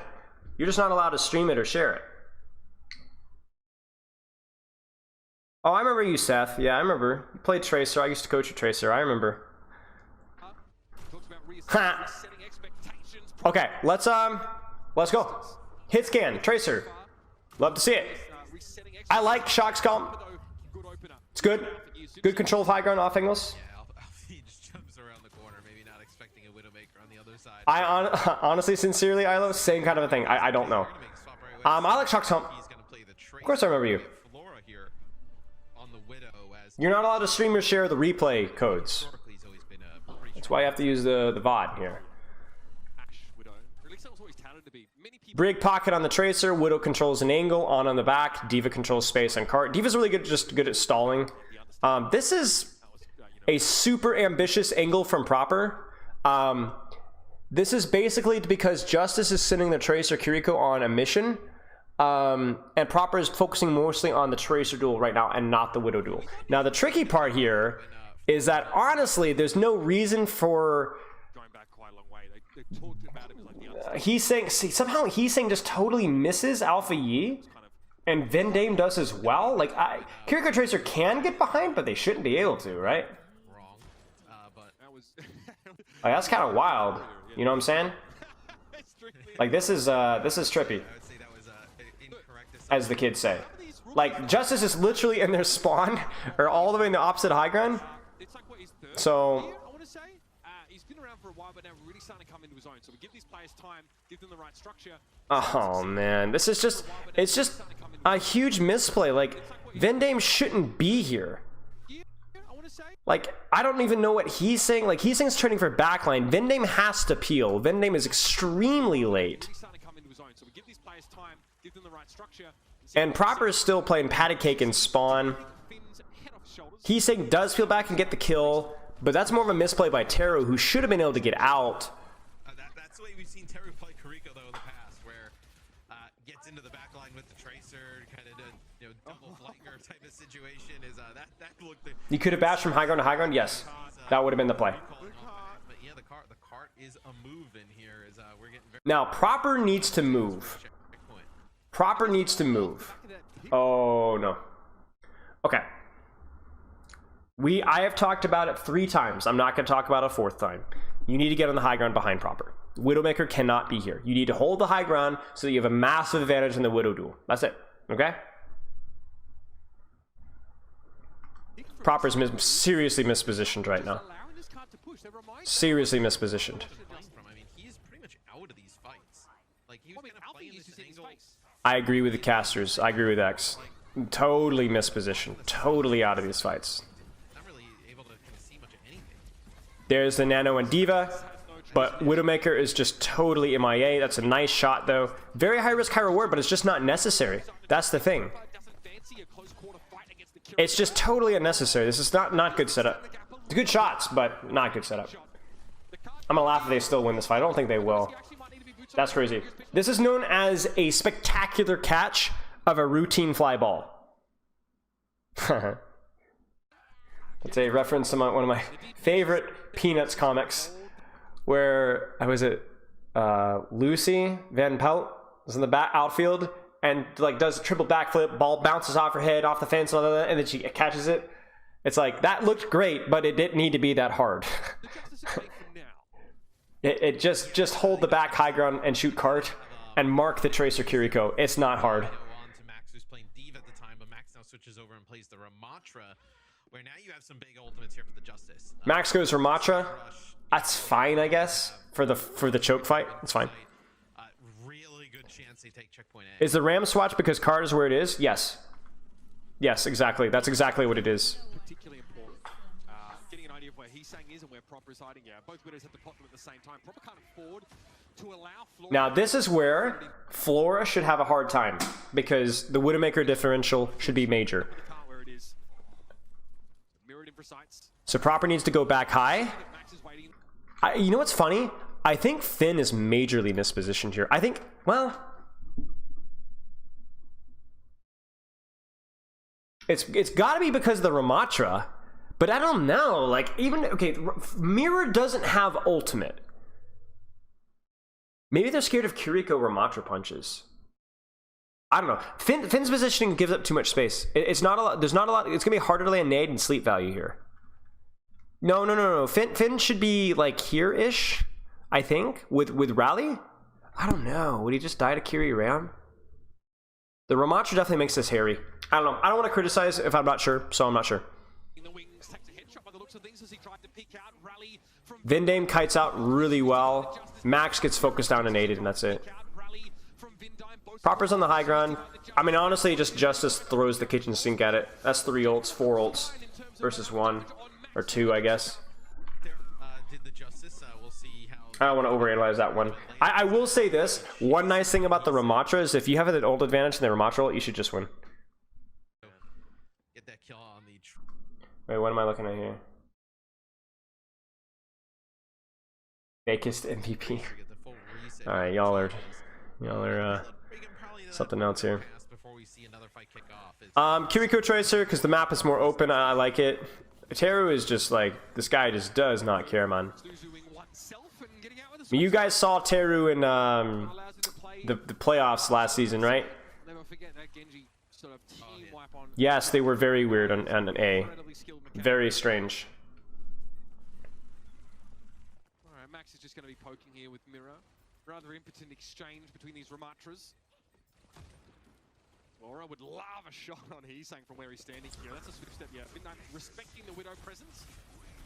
It's a nice nade. I do think that the Ramatra feels a little bit harder on second just because of how much space there is. Oh, Finn uses nano confirmation. Guy is trash. I knew this guy was trash. FD God probably mussed up sleep. That's one of the problems about having like a guy like FD God and Ana is like there's more of a chance that there's going to mistake with the way the cooldowns are used. Nano confirmation, confirmed plat.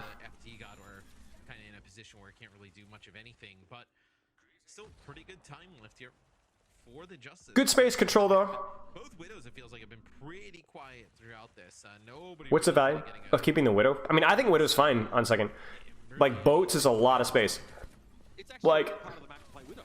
Alpha, you could just die right here from Widowmaker. So I think it's fine. So just not playing Widow at this point, I want to say. So seeing Proper and Flora stay on these picks makes me wonder if they're just trying to one-up each other a little. Like, this positioning is pretty solid. Like, I honestly like this setup from Shock. Let me get a good snapshot here. Makes me wonder if they're just trying to one-up. I wouldn't mind Vindame being a little bit more aggressive on the flank here, but maybe that costs him his TP sooner. But you got like Kiriko Tracer here, Widow here, Ram here, Ana back here where she can't get picked. I mean, this is good space control from Shock. It's a nice setup. They're pretty well in step in terms of. Did it review the Hollywood game? Sadly, yes. I'm not going to be able to sleep for a week. Proper has eyes for Flora right now, at least he's trying to line him up. I mean, I think... They're pretty well in like, you're going to notice something here. I'm not sure if it's because... Oh, this is super... This is so delicious, guys. Look at this. Do you guys see this? He's saying Alpha Yi here. in step in terms of ult charge here, so we'll probably see.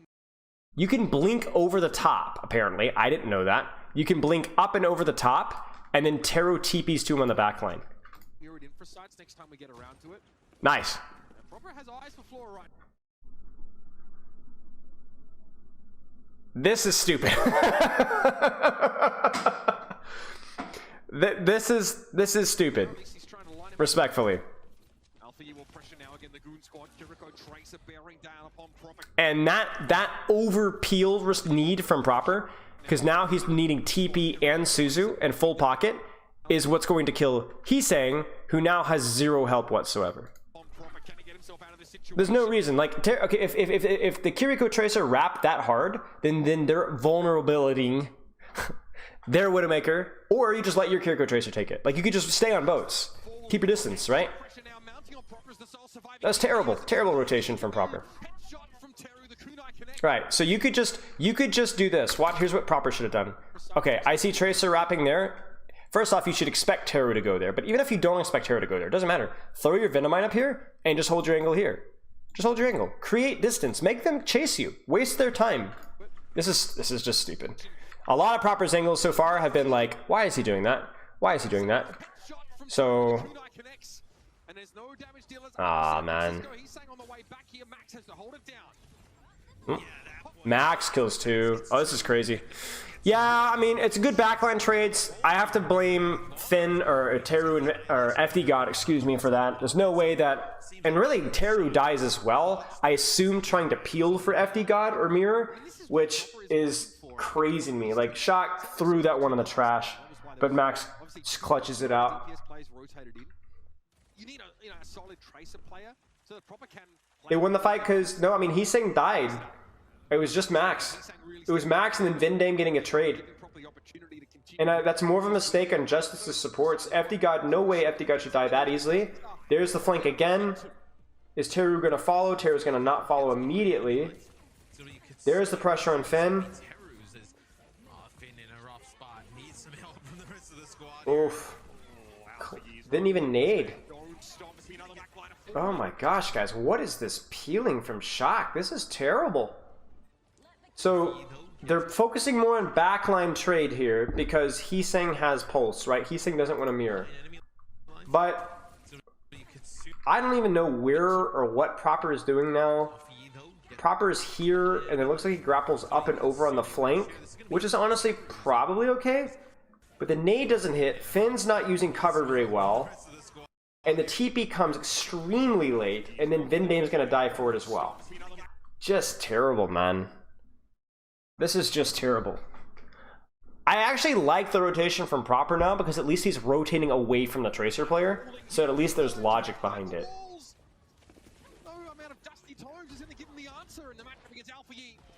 No way they win this. Huh.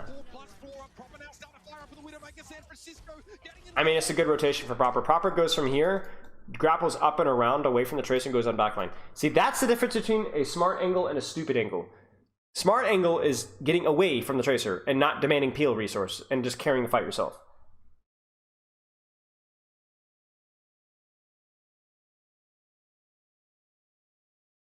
Terrible, terrible support play from Shock. And really questionable rotations from Proper. Yeah, they won it through mechanics. 100%. Yeah, there it is. There it is. Here it is. Here it is. Here it is, right? So he goes away from Tracer, wraps around. He doesn't use sights because that would give away his position.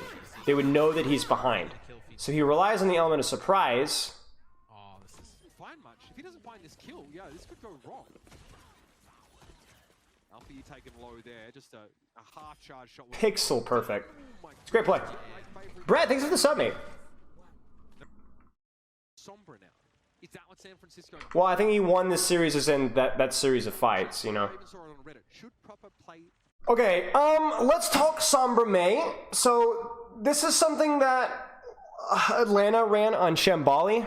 I'm not going to pull up the Atlanta VOD, but basically how it's played is like this, okay? You're going to have your brawlers, okay, let's just put big R, okay? Push in while your Sombra's on the backline, right? Now, the reason why this is hit or miss is because versus the Brawl heroes, there's not as many assassinatable targets.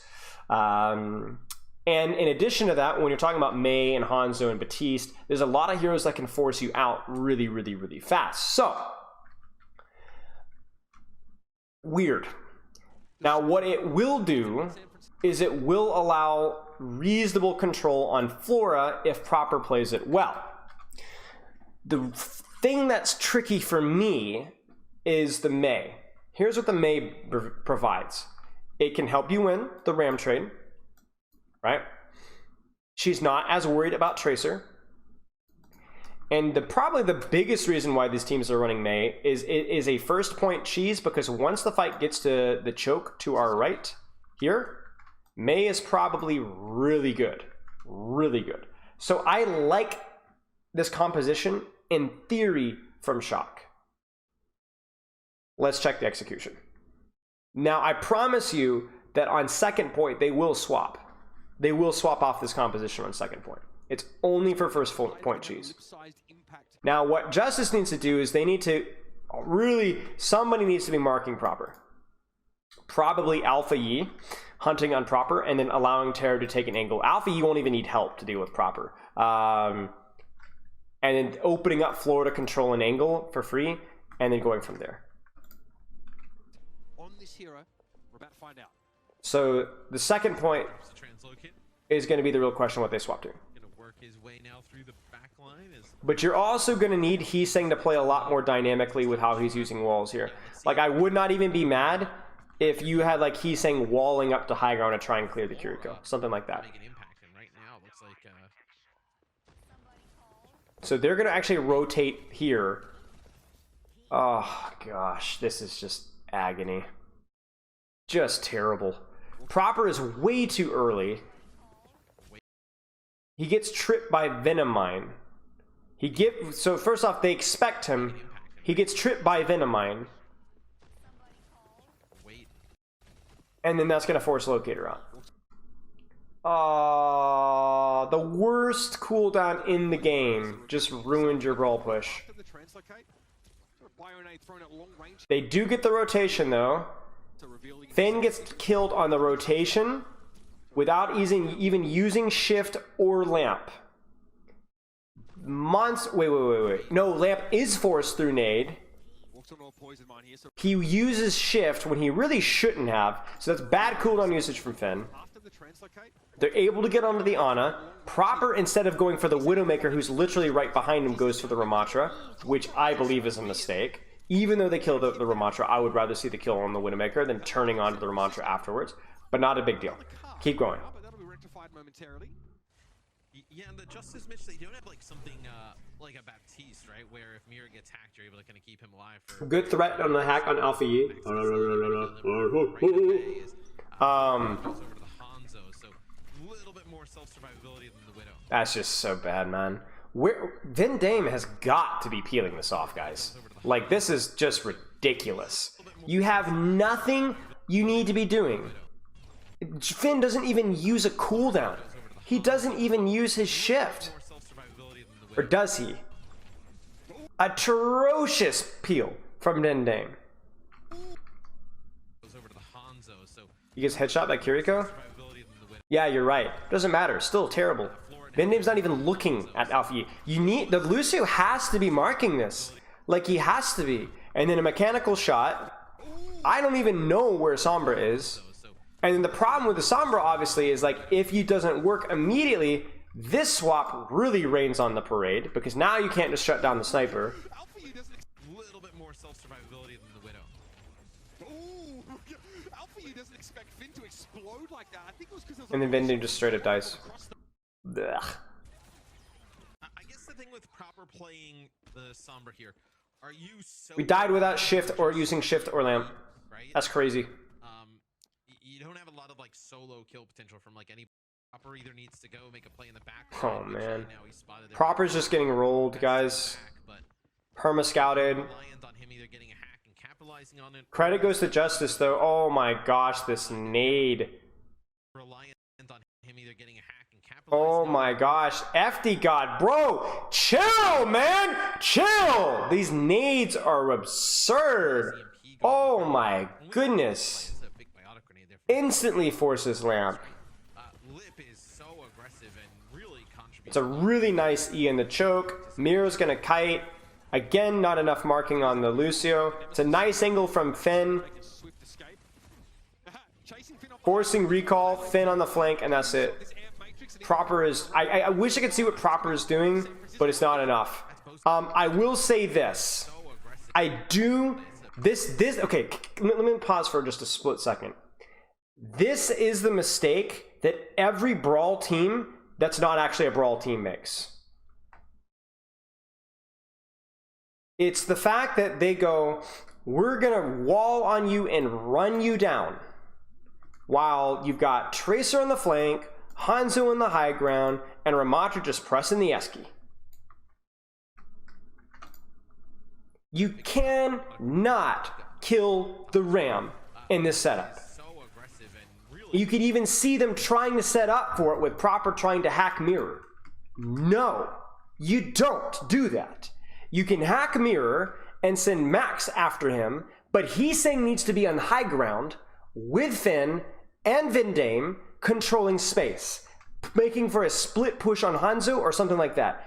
You cannot group up and run down a support or a tank in this composition. It doesn't work. It is stupid, and it just doesn't work. It doesn't work. You got a Kiriko on the flank, Trace on the flank, Hanzo on the high ground, Ana and Narnia. No, look at this, guys. Look at the angles that they have. Look at Shot. Look at Shot. Look at these guys. And especially in the Ramatra, because the Ramatra, you run him down, and you know what he does? He does this. And you don't kill him for 6 years. Yes, people struggle with Brawl because they don't clear angles. They think that, oh, the only... I mean, look at he's saying. Look at this useless... Look at this guy. Look at this idiot, right? He's doing nothing. And by idiot, I mean May, not he's saying. There's just nothing that he can do. There's nothing that he can do from this position. Control space. Control angles. You cannot just wall and run people down. Look at this. Look at this. The Ramatra's not even on the screen. You sit up here with your May and you headshot the Tracer. You shoot the Hanzo. Ah, guys, like these heroes are not rush heroes necessarily. They're short range heroes. When you take this high ground is very close centered. A May can 1v1 a Hanzo in this area. A Lucio can dominate a Tracer in this area. You could control the space and then put, where is the Ramatra? Put Ramatra on cart, sit 3 people up here, set up Proper again, push cart all the way to here, and then do it. The map is not too open for it. It's just too open where Shocker playing. Shocker standing in the Coliseum, right? So I know you guys are trolling Shock for playing this, and I'm going to troll Shock for playing this, but the reason I'm trolling Shock for playing this is because they don't know how to play this. That's the problem. You put Proper on whatever you want, it doesn't really matter. There's not been enough pressure on the Justice's defensive structure here. Like even the rotation to high ground is good because you can easily control high ground with this composition, right? Because there's no way that this comp can actually push back into you when you have high ground, when you have the Lucio and the May. They can't do it. Does complete. Alfie's able to get away by the looks of things. Deployed a pulse bomb as well. That one doesn't really find its target. Proper not in position for like a large EMP. Maybe just looking to isolate an individual. Empty God hits one shot. Proper had better respect. He's done.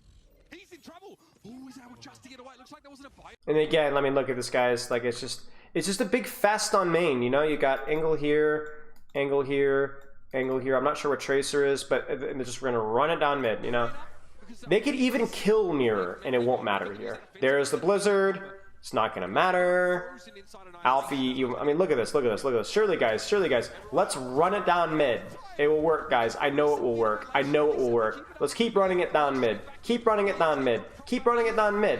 Just keep. Surely the Ramacha will die, guys. Surely one day my prince will die. No, like, surely this will work. It's the same thing, guys. Like, I don't want to see anymore. Do they actually lose this? They lose this, don't they? They lose this, don't they? Ah, Tiro. Wait, maybe? No. Yeah, terrible. Terrible. Terrible performance. That's not how you play Brawl. That is not how you play Brawl. Who's the best Zen and Al? I'm not sure. Terrible macro understanding and execution on all 3 points. All 3 maps. Brawl Mirror was terrible. Brawl versus the other composition was terrible. The comp that they were even running, like, even made sense. Like, you could have absolutely made this work. Like, there was good theory behind it. Terrible execution. Questionable swaps in second. Yeah, terrible. Just awful. Okay. All right, let's get into. Let's watch some New York. Is this mostly coaching? We don't know. We don't know. The problem, guys, is that you can be a well-coached team and have smart players, but if there's a lot of low confidence or people are getting flustered or inexperience or rookiness, then that can come out even if the players are smart, right? So it's hard to say. It's hard to say. We don't know the cause, but we can tell the result is just ugly as sin. Justice played it really well on Hollywood. They played okay. I think they played first point defense well. Justice did, but just awful. And really, even Shock's defense wasn't all that good. It was mostly just carried through a couple of mechanical plays. Faded, thanks for the sub. I'm not going to review a London game. I know they're not looking that good right now, but I don't review London games. I'm sorry, guys. Maybe next year we'll see how the rosters shake out.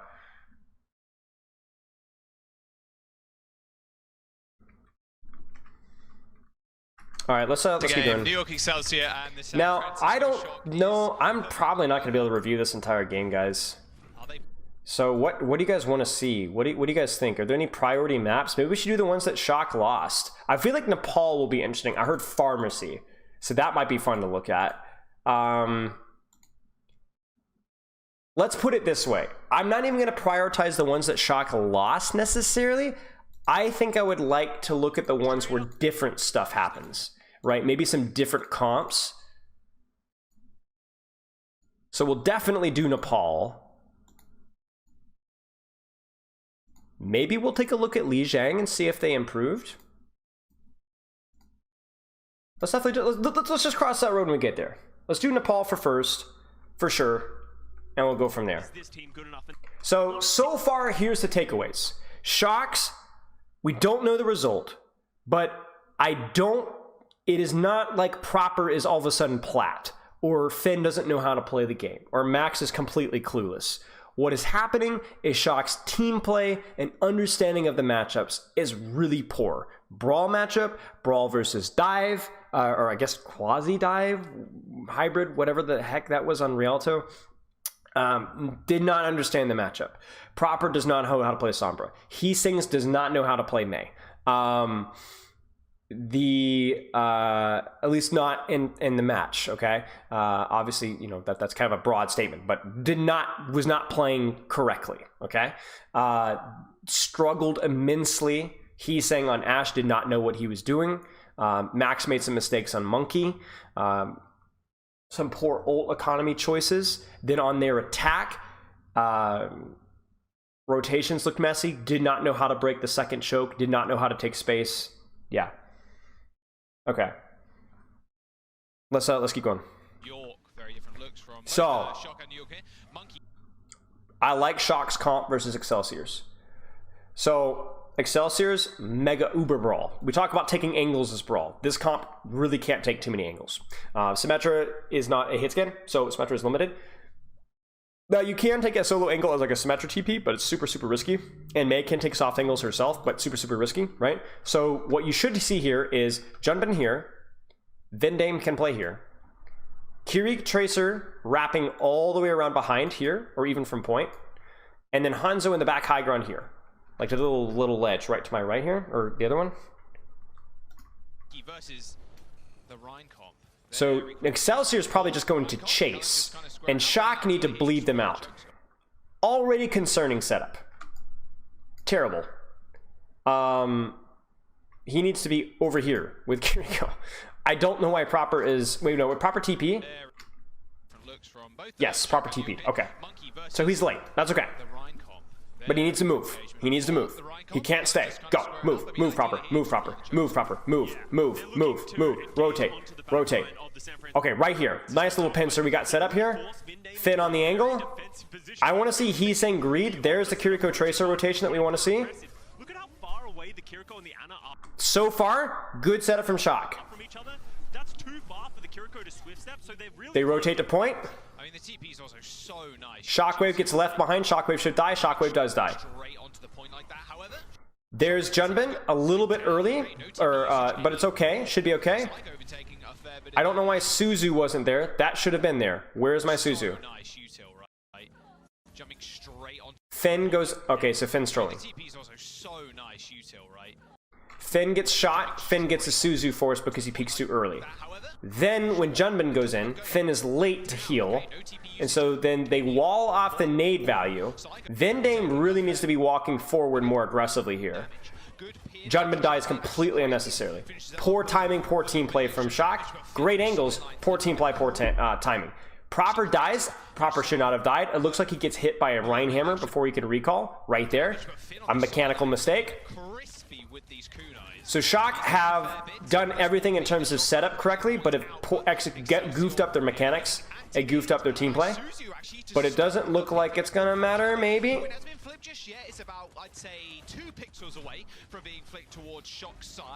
Yes, and then they were able to disengage out. There was no nade sleep on the pen. That would have been very hard to land. I agree that they could have naded the pen, but what's more likely is that Vendame probably messed up the nade on the wall. That would be my guess.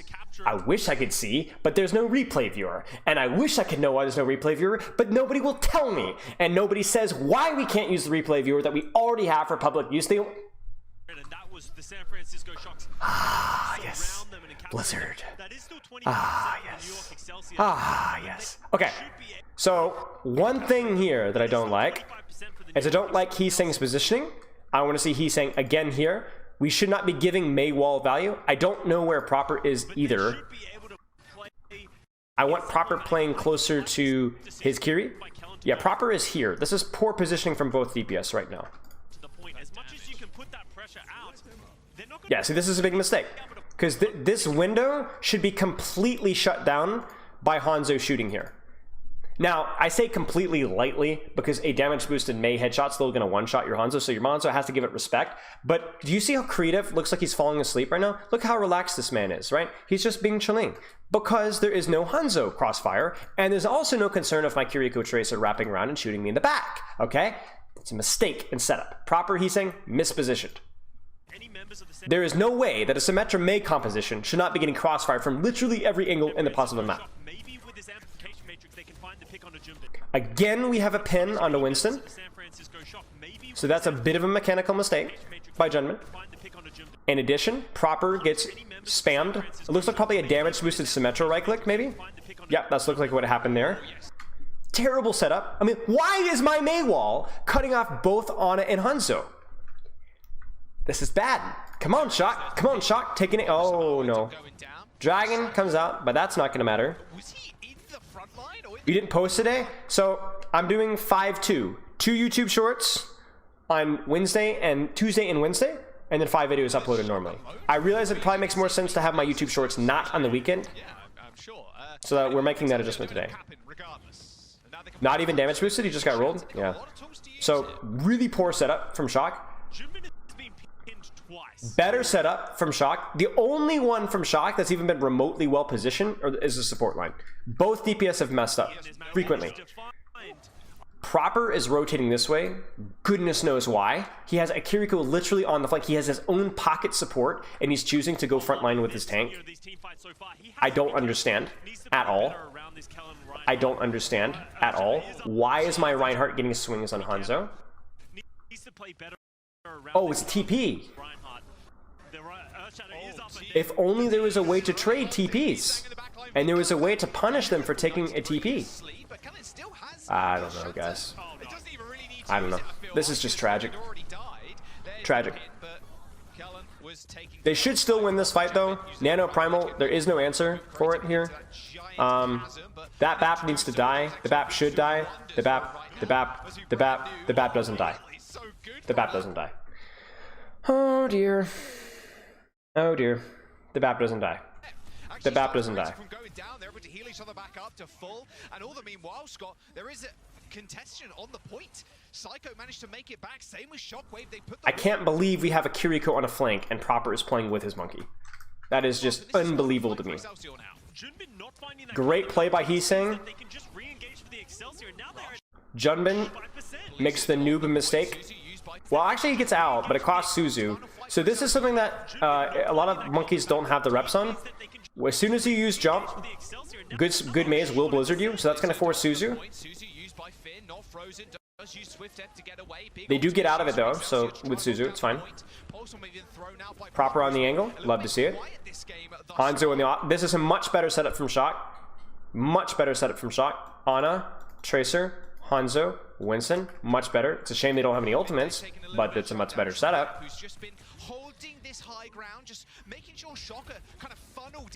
Much better setup. Kellen I like the swap from Kellen, by the way. A little bit more mobility on the Hanzo. So they TP on the Hanzo, but there's no punish. And I don't know why. Like, Proper is literally 2v1ing right now, but there's no punish. It honestly, it feels a little bit like Shock just whiffed on Junbin. That's it.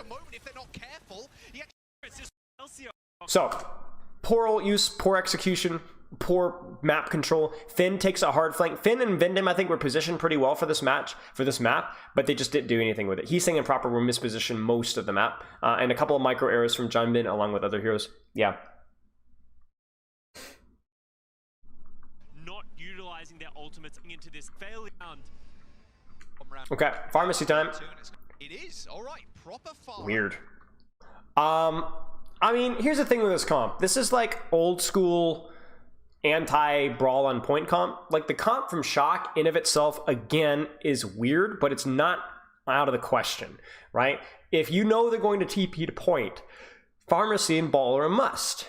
I think Ana is a little bit more greedy. I think Kiriko is also reasonable. I think the nade is more of a high risk, high reward thing. There is a value, the risk of getting TP'd on, but it's probably fine. Heesang's probably a fine Sombra from what we know. So the Sombra has super high value for the hacks and angle pressure on point, as well as the EMP being a high value ultimate. Yeah, so this is, again, comp could work, right? Is Proper going to be good enough at Pharah? I don't know. That's a good mine or a good blast. They force lamp even before they get the point. We love to see it, and they force wall early. Now, this is what we want to see, right? A bit of a crossfire. I would have liked to have seen that timed better, though. So that I feel like the hack, I don't know where Heesang is. Yeah, so Heesang is here. Respite from the aerial assault coming down from Proper, but he's going to keep getting so much ult charge. He's already at 70% to a barrage. Make that, Scott. My God, this barrage is going to be good.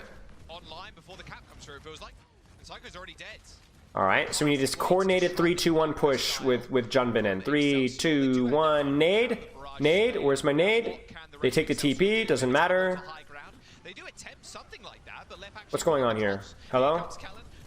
Stop shooting the tank, please. Proper.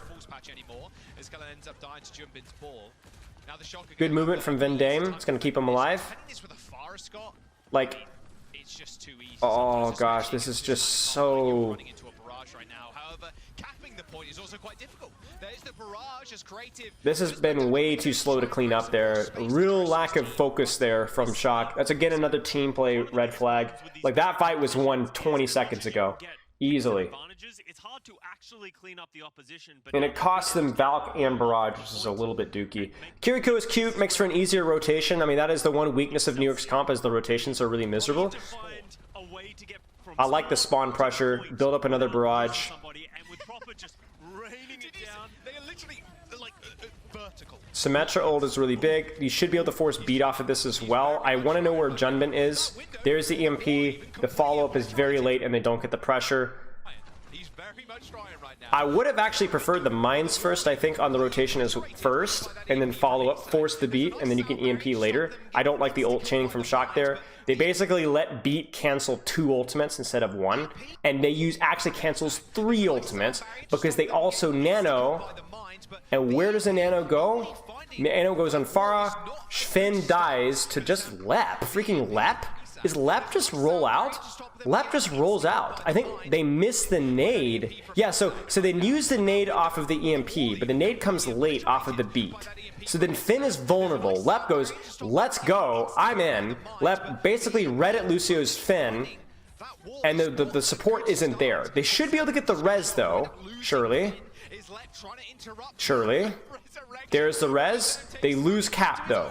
The Sombra hack is a little bit mistimed. It doesn't matter. They should be able to finish this up quickly, quickly, quickly, quickly, quickly, quickly, quickly. There's the Suzu. There's the Rhine. We're good to go. Okay. Not the tightest from Shock. The ult chain there in particular, not good. Mines first, please. Flip. There you go. They're finally dead. Point! Someone cap. Someone cap. Okay. Thank you. Okay, all right. Good. Any cap on the point? Okay. 70% though for Excelsior. Feeling pretty good about that. The advantage in the round at all. It feels like they're in the driver's seat, but they're actually not. Another TP going towards Good boop. Solo. Totally fine. Don't give up touch, Junbin. Do not give up touch, sir. Do not. Oh, creative. What? What is Finn? I don't even know where Finn was. I really don't even know where Finn was. Does anybody know where Finn was? Finn was hiding. Finn. Oh, Finn. Oh, Finn. Finn drops. My guy just straight up just cannonballs into the Rhine comp. Do you see this, guys? He just dropped into them. Wait, he drops, runs away.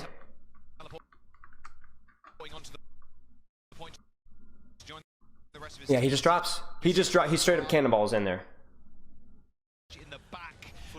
So that's a huge mistake, and that's going to open up a lot of time for them to stall. There's a real disconnect with timing here, right? Like, Junbin is in here to stall, but because Finn goes for the nade and just dies, I don't even know where Heesang is. It's just a mess. It's like, you could just feel it, right? It's a great engage from Junbin. And that's three of their most powerful ults. Shock is okay. We're alright. It's the shatter. Junbin just needs to chill. They just need to chill. Okay, now we go. 3, 2, 1. Big mines. Oh, what a play. Oh, doesn't even get mines off. Oh my gosh. Shot, they poor target focus. Heesang is unable to get anything impactful done.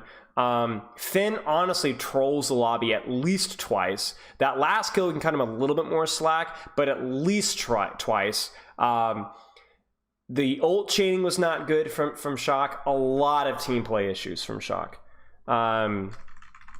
Okay, let's keep going. Atlanta Reign. Anything that Atlanta does, check out Atlanta Reign. Atlanta makes all of the rest of the team play that we see in the league, like, I mean, there's other exceptions, obviously, but Atlanta Reign looks great.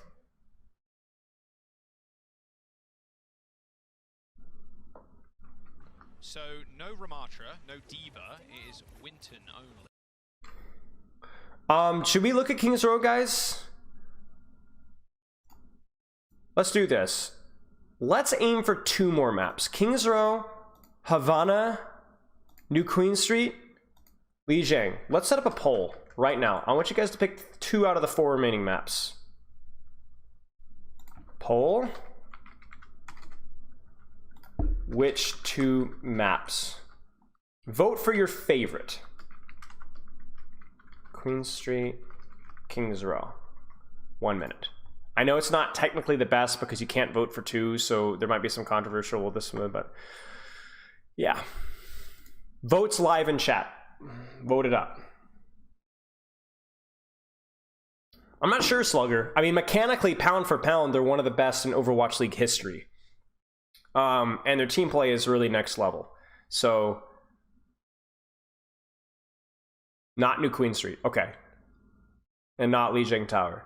Looks like Havana and Kings Row. We'll wait like 30 more seconds.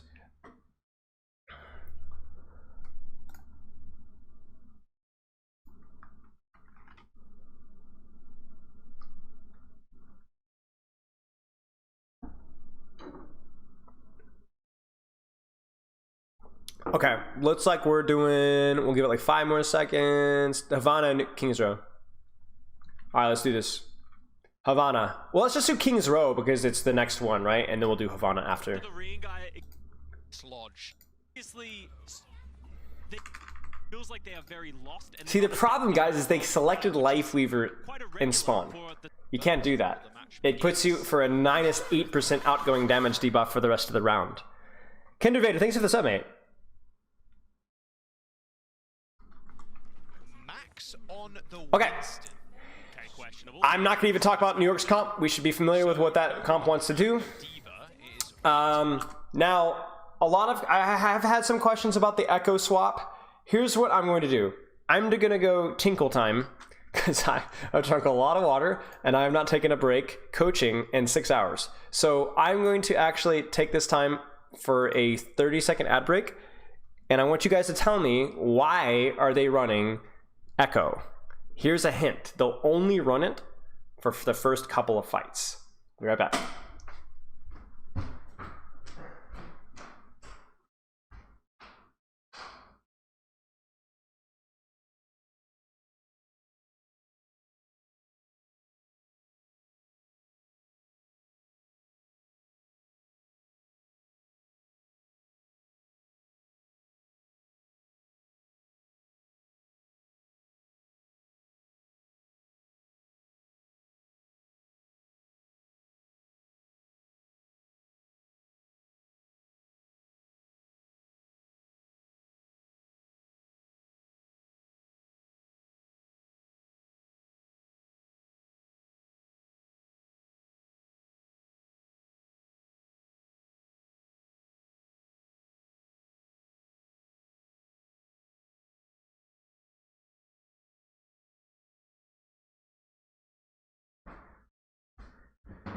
Hi guys, I'm back.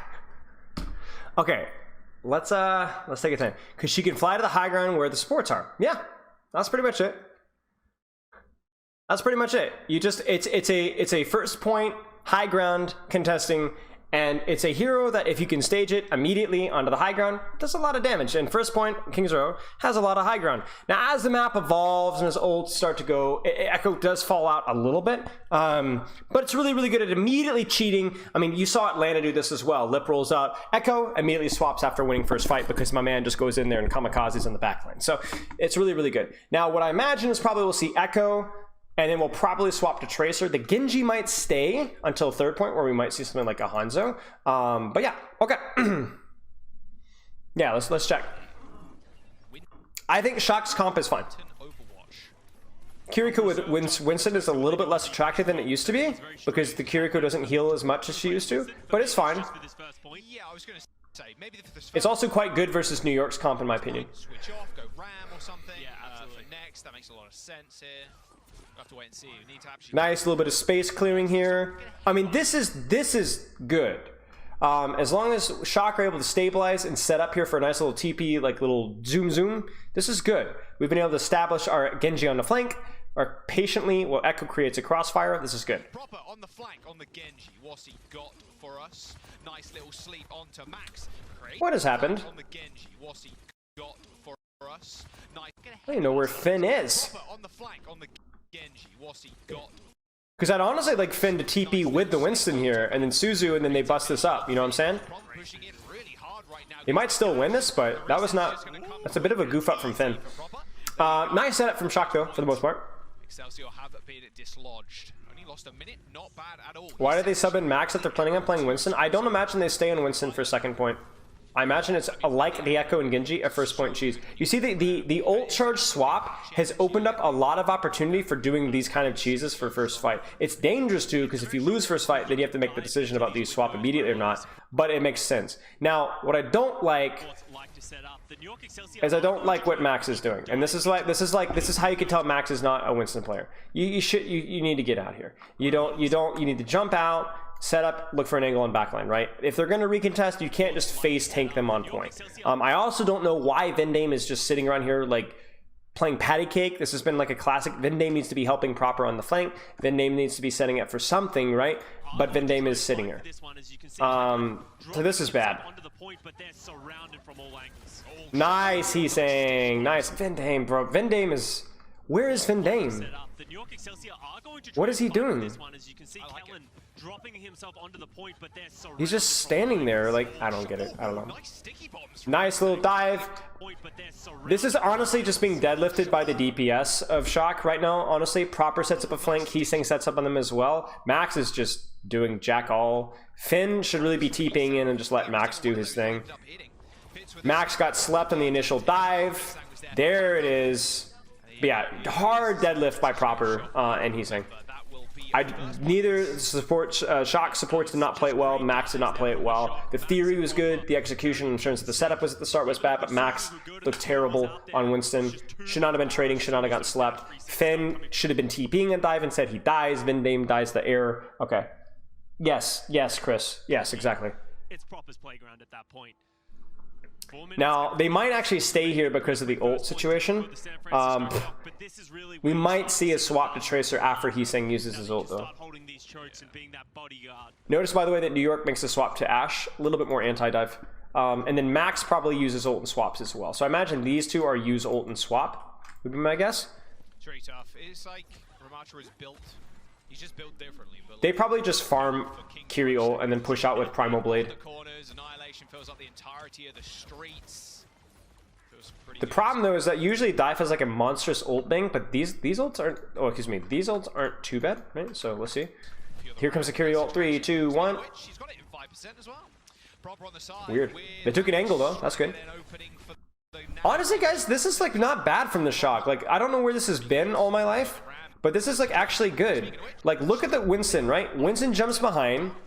Lucio and Genji follow, and then they set up a dive, right?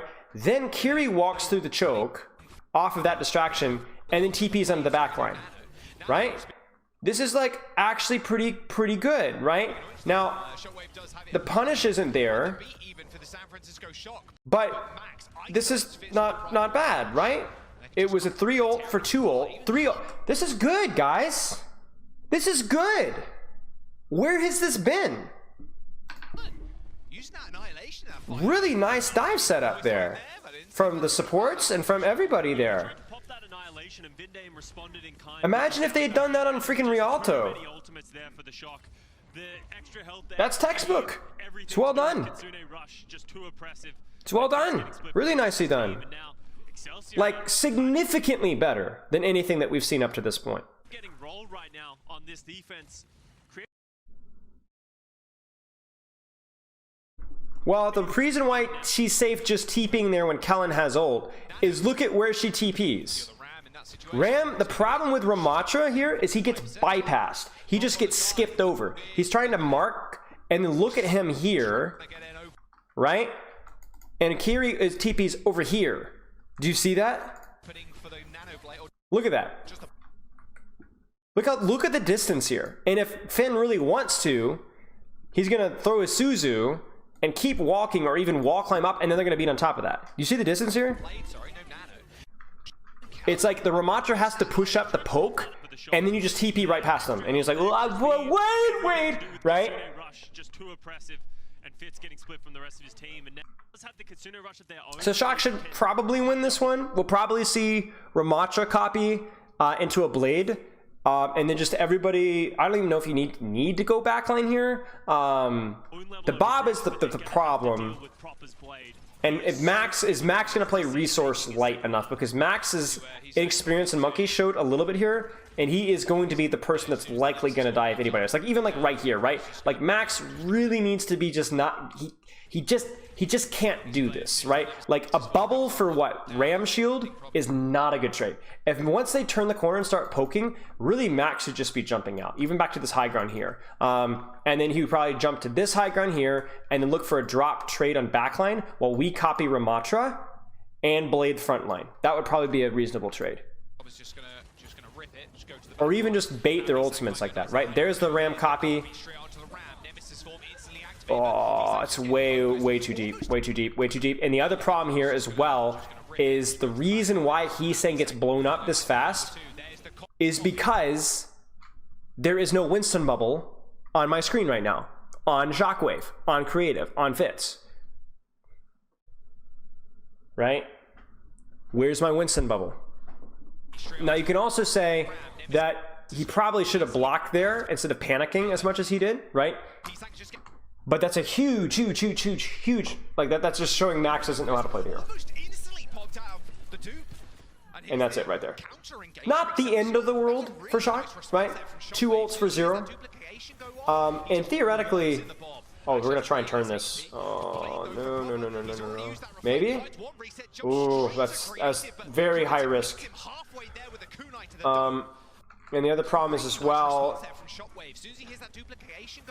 Well, you know, actually, it's a reasonable jump from Creative. Or from Creative, oh my gosh. Max. Yeah, it's a nice shot from Creative. So the high risk gamble doesn't pay off. Then we're going to swap. So probably is going to switch over to the Sojin, not wanting to play the Genji against this type of style. It's going to be too hard to get into the backline in the second and third point. Probably just drop Kirill, just try and light up as fast as you can. For another here, here's the Kitsune rush. Finn only just turned in, instantly pulled it. Psycho tried to punish Max's positioning there with a pulse bomb. It didn't end up working out as Psycho too many. You zone, you jump the backline. Psycho gets isolated, gets caught without recall, and dies for it. It's good. Primal Rage is good. He needs to play more in his bubble, but it was fine. The Primal is because they nano, right? So he needs to make sure that he keeps the backline tied up while they deal with Ramatra. You said we didn't have to see this series again? Unlucky. Max goes Ram. I would like to see proper on Hanzo, honestly. Finn definitely swaps to... I'm thinking Anakiri or Bapkiri. Over to the Ramatra himself. Is Winston honestly looking Lucio? Clean, okay. Not expected to be the player for the San Francisco Shock. It's fine. I think it's hard to like get consistent Lucio value here, but you can't control high grounds really well with Lucio. Like the boop is pretty good. Really good on point 1 and 2. What's the merit of the Sojin swap here? It's no, there is no merit. It's just they were playing it for second, right? Where it was like a little bit more congestion, and then I guess he's just staying for Sojin ult. Which is fine. I mean, I don't think it's that big of a deal. You will see a Hanzo swap, almost certainly.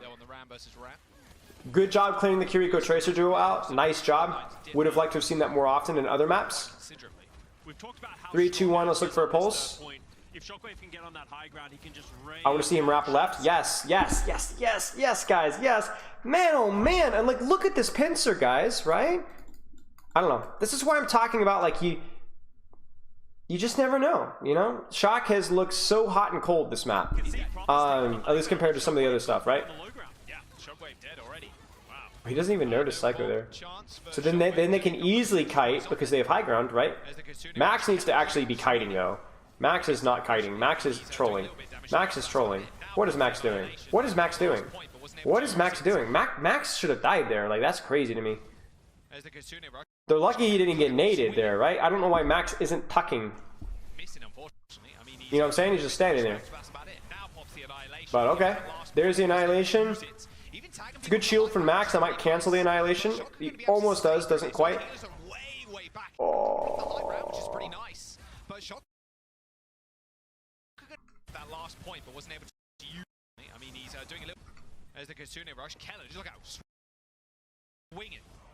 Missing, unfortunately. I mean, he's doing a little bit of damage to Max, but that's about it. Now pops in. Yeah, see, they use that opportunity because they've used Lamp on Max. Then they push Finn, Vindame, and Proper on high ground. Vindame drops to try and help Max, when really Max would have just gotten behind cover. So then Vindame could have stayed high ground, and they could have stayed Lamp on high ground. So watch very carefully. Vindame has had to drop. They've had to use Lamp. And so then now Vindame's dropped, Finn has had to drop, and Proper gets cleared up at the same time as Creative pushes in. This is Max's fault. There should have been Lucio and High with Lamp. They should never have needed to drop. They should never have needed to drop. It's a mistake. And then that's gonna cost him the fight. When do you pick Sojourn over Hanzo? Shorter sightlines. More movement required. Third point, movement is not as required and has longer sightlines, so you'd want Hanzo as fast as you possibly can. So I think you go Sojourn here, you pop ult, and then you go Hanzo. They need someone else to play Anna, and Fitz is the best candidate for it. Hey, it's hard to knock it. We have a They clear, excuse me, Kiriko Tracer. We'll probably see Sojourn go top with Kiriko with Sojourn ult, and then probably a BAP window from main. They've actually BAP window first. That's pretty cute. Now I want to give credit where credit is due. Shock does a really good job clearing out right side. Then they set up the Tracer on the flank, and through that off angle and the crossfire from main and right, they get a really nice kill on Kellen. Again, the hot or cold Shock map control. Are they going to actually play the game? They need to clear top. They need to clear the Tracer off of top. They need to clear the Tracer off of top. They need to clear the Tracer off the top. I don't agree with the Ashe push here. I think it's okay, but it's too easy to peel, and now they're going to get crossfired from the back. Case in point, look at what's happening because we're trying to ego push. They could have pushed the Ashe ages ago. Now it's too late. Now you've got Psycho on your back line while you're trying to rush onto an Ashe who's going to get hard pocket, throw Bob on point. There's the pocket. And then now you've got Psycho on your back line who's now going to force Lamp on him. There it is. And so now Max, who's not getting supported because his Baptiste is getting bullied, is going to have to require beat and pop his ult for panic, and Popper dies anyway. Terrible, terrible, terrible map control from Shock. Could not have been worse. This is the equivalent of exactly what they were doing on Rialto first. Right? Right? She's right there. The Kiriko and Tracer are right there. Get rid of the Kiriko. And then hold space and shoot cart. If you're going to push, it has to be now. It has to be now. You wait too long to push, they peel off, and then you have Creative and Psycho on your backline, and you're cooked. Look at this. I want you to look at the number of angles New York has here.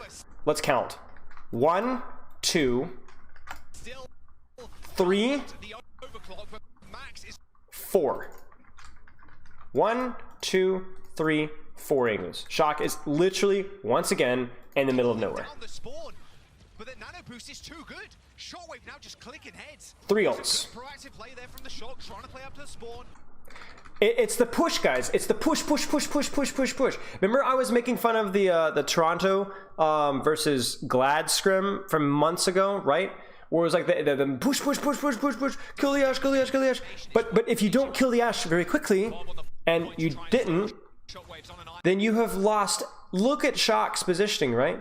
It's like a baguette. And New York has every angle on the entire map around it.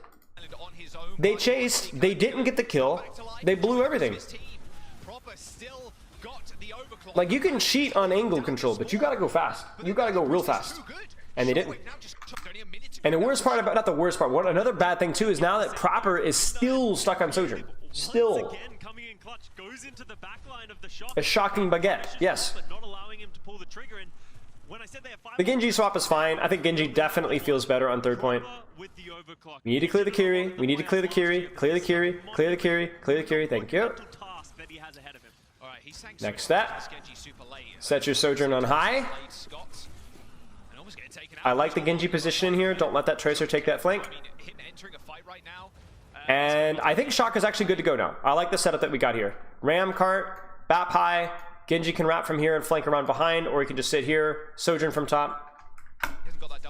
Now we just need to hit her shots. I don't like the Genji backing off here, but yeah. He just can't hit the man. Proper even gets lamped in the front line to try and keep him up. Shockwave even slices him with death and does not fear it. Proper, he's saying, need to come up with kills, or at least Max stepping up. I mean, even the GOAT has a bad day. They set that one up pretty well. They just didn't hit the shots. I think you could also blame the increased movement speed from the Kyriot as well. Ultimates are coming up for the Excelsior though. The Nano Boost and the Annihilation will put a full stop on this. But the big thing here is, are they going to be able to finish off the kills? But, ooh, yeah, I don't know. That might be it. Yeah, that's it. Nano and Annihilation 2 OP. Yeah, okay. Yeah. Oh, by the way, guys, if you're looking to give some feedback for stream, YouTube channel, coaching, all that foolishness, I would appreciate it. We're doing a three coaching sessions giveaway. I hate to subtle self-plug here, but I really am trying to do better at what I'm doing better, you know. Feedback is important for everybody, whether you're playing the game or coaching it, so I'd appreciate it. I know, Jay, I'm sorry. I'm doing like 1, 2, 3, 4, 12. I'm doing like 20 something, 22, 21 coaching sessions a week too. Okay. Let's focus on what we're doing here. That's crazy plays right there. San Francisco Shock are going okay. I like both comps here. I like New York's counterplay here. I think this is just New York going like, hey, let's just the Winston we like for first point. Yeah. Did the form already? I really appreciate it. I would say easily 2/3 of the ideas that I've had for like improvements for stream quality, editing quality, YouTube, the content ideas, the collaborations I've done, at least 2/3 of them overall have come from those feedback forums, because this is the 3rd time I've done them recently. Really nice setup from Excelsior here, Tracer, Kiriko, Hanzo up here. Winston was touching point, but obviously Winston at some point is probably going to jump up and over, maybe even jump disengage here. So this is really good. Like, Shock need to try. I think Shock needs to try and do. I'm trying to think here. So Kyria, Tracer, Amir on the flank.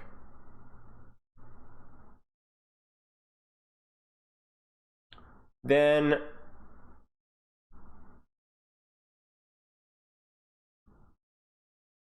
trying to think if I like Proper's positioning here. I don't think I do, because it's not reasonable for him to rotate through Hotel. So all he can really do is pressure from here, in which case I feel like maybe something here would be better, or holding up here would be better. Because the problem is that Kellen is allowed to kind of stay here and contest both of these guys when he really shouldn't be able to. She's taking too much damage. I don't know. They also lose the Kiriko Tracer. Oh, no. What happens here? Why are my Kiriko Tracer backing up? Okay, actually. Okay, I solved it. I don't know how I missed this. But Shock's setup initially looks okay, even max on high. But I think the Hanzo needs to be playing with him here. And I think the Bat needs to be playing up in this high ground here. Basically, the TLDR is that Callan should not be able to walk on the point without eating at least something of a crossfire and having to disengage. Max drops too soon, and then while he drops, he also eats a headshot. I think that's either a headshot or a body shot, right? And then the Kiri Tracer on the flank lose it, disengage, and now once again we have New York coming from a 3-pronged pincer approach. Shock might just lose this right here. They might just lose this. They might not, but there's an ooh, and even though they don't, oh gosh, they just need to get out. They need to get out. They're getting choked out. Oh man, there's the TP around. Now they're all the way around behind. There's no snapback from Shock, right? Like, here's what you can do as Shock, okay? This is a classic with King's Row. If you lose the space here, okay, it happens. You can snap back. You can wrap around the opposite side. Like, have Proper legit go towards statue and pincer with your own Tracer. Fitz could just die. He could just die.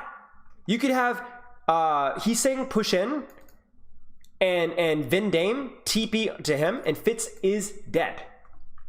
Now you might counter dive with Winston, but it's worth the risk. You can have an Ana pocket, you can wall climb up, you can Suzu, you could do the whole 9 yards, or you could just simply do the safe play and have Kiriko Hanzo rotate as a unit really aggressively without actually using the mobility cooldowns and just spam either Kalen or spam the high ground. Play this comp. Absolutely. I mean, creative can't peel here. But if we look at Shock's positioning, okay, Shock is snapbacking. Oh, is that what they're doing? Shock is snapbacking. There it is. Tracer on the Ana, there's the TP. The recall, Fitz should die. Fitz has to die. Okay, Vending it. Oh my gosh. So they don't kill Fitz fast enough. This little two-person unit on the flank. Like, Fitz has to die immediately. Vin Dane does not get his Suzu off. If he gets Suzu off here, he survives and creative dies. Oh my gosh. That being said, we gotta give credit where credit is due. Has anybody ever told me that I look like Tupac? Not recently, but I do get that a lot. So honestly, support diff. Fitz lives way longer than he has any right to. Vin Dame does not get his Suzu off. Creative just wrecks.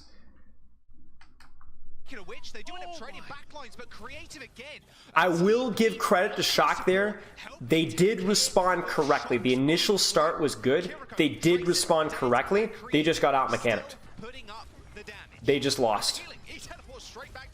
He did a great job of getting that 2K, helping Fitz out as much as he lost Fitz. He got the damage done. Took out the players of the Shock. It's about cleanup now for the New York Excelsior. Pulse bomb down. Oh, manages to live. Dodge.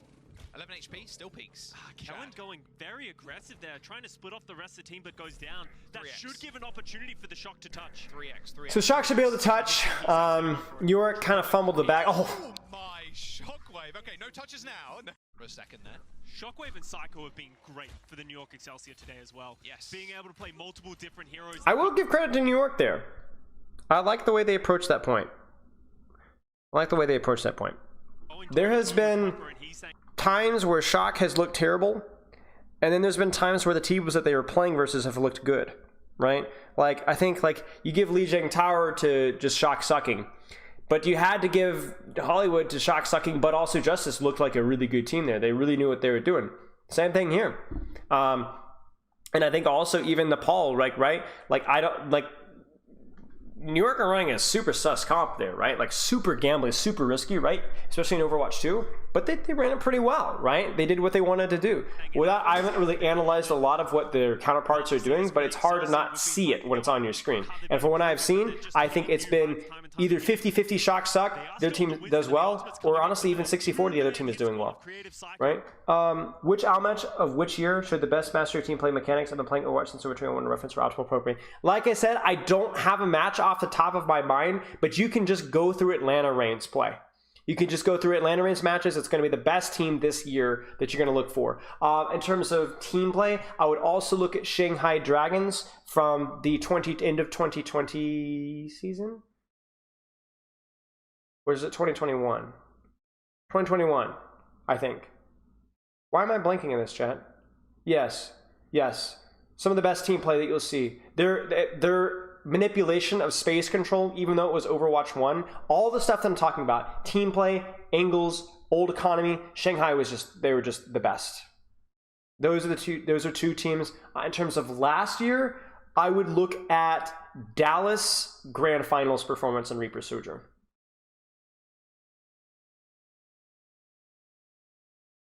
Yeah, that's true. Reverse.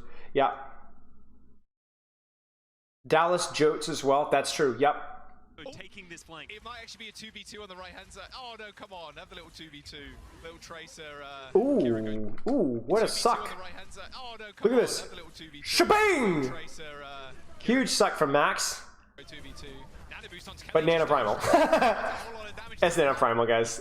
If you have a squishy and it's Nano Primal, unless you got like Kyrie Lucio that can just like hide it, yeah. or TP away from it, it's not gonna work. Good trade from Max. Good suffering. Excellent suffering. This is what we talk about with Nanoblade, right? Don't try to peel Nanoblade. Vendame should just leave this. I think Vendame does leave this. Just, I'm shocked that Finn survives this, honestly. I think that's more of a misplay. Finn should have died there. I don't know where the follow-up from Psycho was, but honestly, both Bap and Hanzo should have died here. So, credit goes to Max for trading here.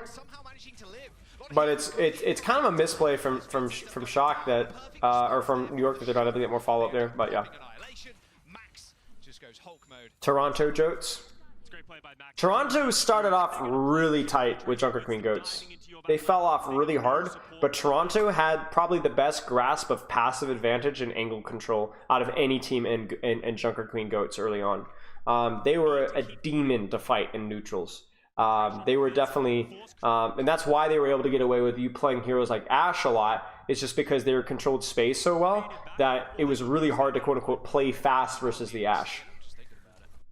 London Jotes might be good. London Jotes was good. Yes, they were good, right? I mean, that's just tough.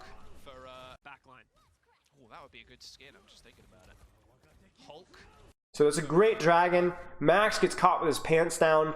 I would prefer Max to be playing closer, honestly, y'all. Like, I think Max should ego here more. I think Max should ego here in the corner more. I don't like him kiting in no man's land. Play here. Trust your supports to pocket you. If they all put their attention on you, it's fine. We can butcher them from here, right? It's also interesting to see Proper go Echo here. It's mostly just to avoid the Winston. I think the Echo is fine. I think the reason why he's not playing Sojourn here is because of the Hanzo might make things difficult here. Yeah, it would be nice to see him do well in the meta as well, yeah. But then just a pop off from Vendame. Honestly, really good execution from New York as a whole there. Really nice little angle there. Max kind of panics. So again, we're kind of breezing past this fight.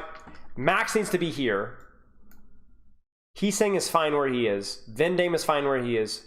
The Echo in the sky is even fine where he is. Max needs to sit here, get pocket, trust his supports, trust the Curie ult. Vendame also needed to pop the Curie ult sooner. Like, this is too late, right? This goes halfway between kiting and not kiting. But yeah, that was poorly executed from both Vendame and Max. That being said, should be a recontestable fight with Pulse into nothing. He must have the most final blows on the team, right? Surely. He's got to be close to at least. All right, 2 and a bit minutes. We'll make it 3. We'll call it 3. Oh, nice. Go on, go for it, go for it. I mean, this dude's feeding himself right now. You've got to just live up to that confidence, seriously. Sometimes the enemies aren't really expecting it, but you definitely should be if you're the San Francisco Shock right now. Monkey versus Monkey. Kunai after Kunai after Kunai. No ultimates on either side, so this is no real angle for either DPS to do enough damage without crossing the line and becoming too vulnerable. So this is likely going to come down to either Shock stalls it far enough for Nano, we see a pulse bomb from either support, or maybe like a headshot or a nade. It's going to be a micro play here. They need to clear Creative. Creative's got this nasty angle. Nano Kellen. Oh, Maxwell. The guy, he just isn't as good as Monkey. That's just it. They're not even able to clear Creative on the flank either. Like, look at this. He just like clonks his head. So we trade Nano for Nano. Neither team gets a lot out of it. Max goes in deep. That's fine. He gets slept and he dies. Oh, no. Oh, he doesn't have... Wait, what happens here? But it's all good, because guess who's alive? It's your boy Kellen. So Max needs to tuck inside the room here to our right a little bit more. And there's just not enough push from Shock. I don't think it's bad. Okay, I got it. I was so confused. So the deep jump from Max is probably fine. What is not fine is what you see on your screen right here. Heesang in deep, Heesang goes out, Max goes in. And you can even watch Proper get right-click out of the sky and disengage right there, drop. So we have both DPS moving backwards while Max is moving in. Do you guys see that? Look at this.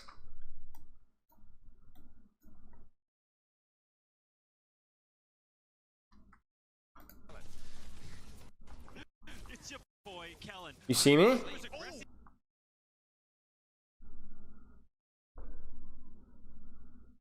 Hey, Rob. I mean, you can't do that in the Overwatch League. You can't have your monkey going in while your DPS are going out. The bubble melts, but you can't do that. I don't even know that you can just rightly blame Max for that. But again, it's team play. Again, it's team play. It's mid-fight, so it's harder, but you can't do that. Because you say Max goes into aggressive, yes, but whose fault is that? I'm glad you enjoyed it. Is that Max's fault? Is that Heesang not communicating? Is that Proper not communicating or not following up? Should Vindane have TP'd in with Max to ensure that he gets his primal rage? The answer is any and all of that, potentially. And this is why narratives are dangerous. I'm going to say it again and again and again and again and again and again and again and again and again. I'm also questioning the Echo pick at this point in time. I think something like a Genji would have made more sense, or even a Sojourn, but whatever. I don't think it's that big of a deal. But again, is it Max feeding, or is it something else? We don't know.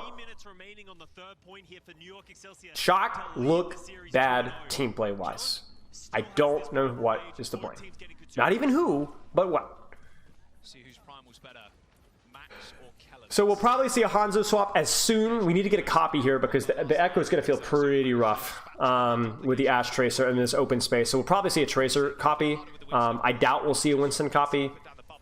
The Winston jumps in. There's the nade.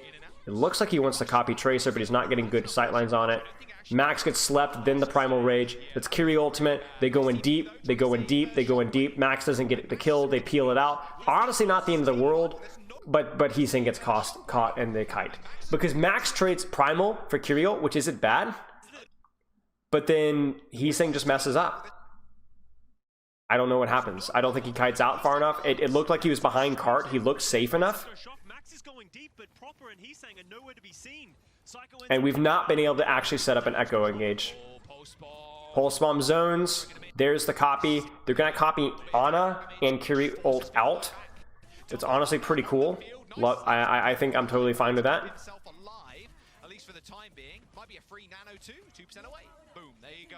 Now he's swapping. Spawn, spawn, spawn, spawn, spawn, spawn, spawn, spawn, spawn, spawn, spawn, spawn, run, run, run, run, run, run, run, run, Hanzo, Hanzo, Hanzo, Hanzo, Hanzo, Hanzo, Hanzo.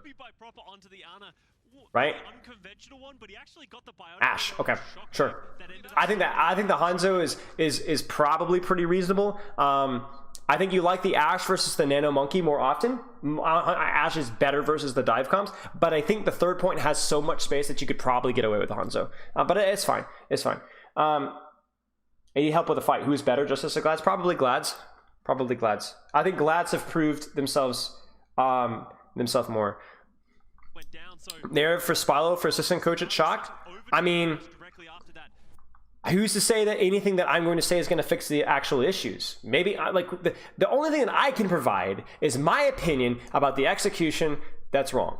And I obviously have experience with solving some of those issues, but that my impact could be nil. It could be completely unrelated to anything that I can actually help with. Krusty and 9K have a lot of experience explaining and understanding the game. I doubt that's the problem.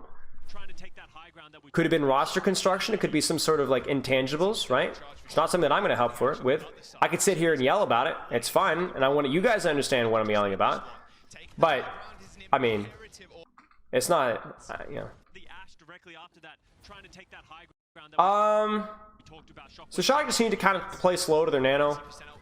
I don't really love the counter dive there from Max. It doesn't really do much. I would have preferred Max to hold corner here or even jump top and hold creative and psycho off. This is like a classic noob monkey mistake. Kaluj was screwing this one up as well. Jumping back and bubbling your backline just isn't the play. It just isn't. It does cut off nade, but it's better to cut off nade directly.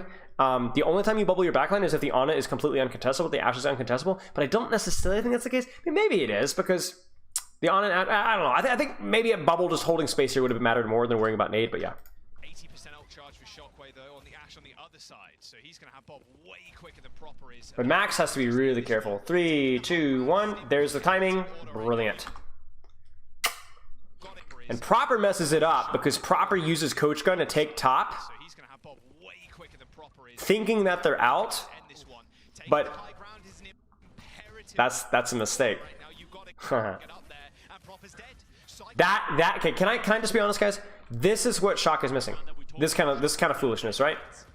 Everybody walks forward aggressively when Kellen goes in. You see how aggressively that you see the Tracer and Kiriko and Ashe pushing?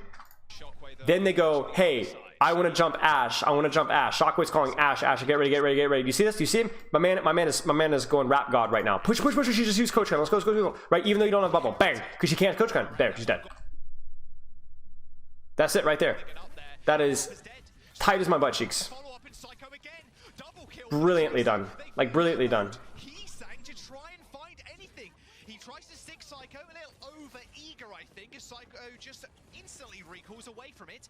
Now you could have said here, Ashe goes, I want to take top, carry me, carry me, carry me, but it's not happening. Could bounce a quarter off of that. Oh, you know it. Now all you need to do is like bob back here, 3, 2, 1, jump here, and then like isolate Max, and Max probably dies. That's a forced recall. Now you bob. Now you bob. Where's my bob, Shock?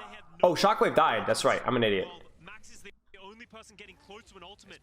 I don't like this from Callan. I'm not gonna lie to you guys. I think, okay, I need to focus on Shock. I need to focus on Shock. I'm getting distracted here. This positioning from Shock is pretty good at the moment. Winston, Kiri on the flank. Tracer controlling here. I don't know why Vendame has to leave. What is Vendame dying to? Does anybody even know? Who has an angle? Where? What is shooting Vendame? Is it Winston? It might be Winston in the corner. Yeah, I think it's Winston in the corner. We just can't see it. But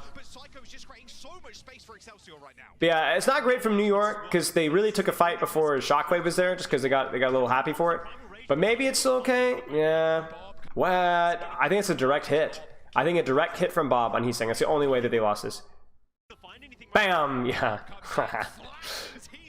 Yeah, they just didn't have any ults. I don't think New York cleaned that one up as tightly as they could, but Shock's team play is just really, really behind, and then the way they control space is unbelievably inconsistent. It feels like when they have a set idea or play, everything looks juicy, but man, they hit rock bottom sometimes.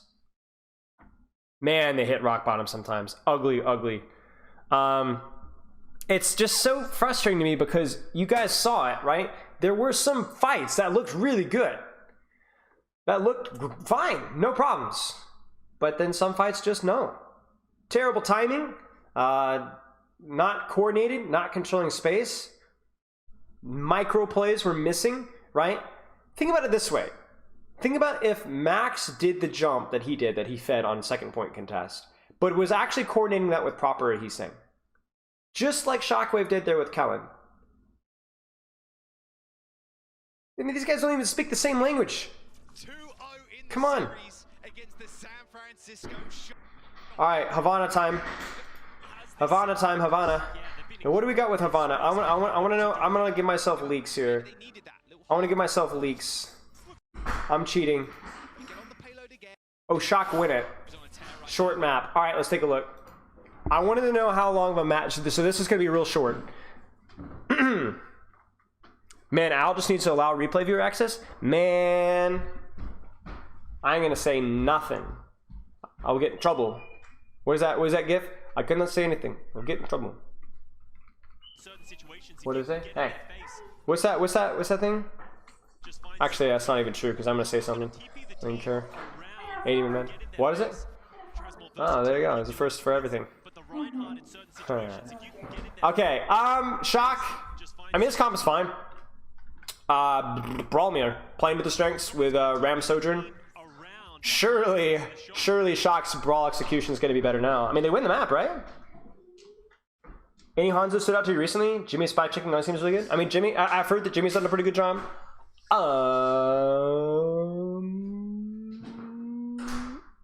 don't know. I don't know. I like the comp from New York. I like the comp from Shock. It's all right.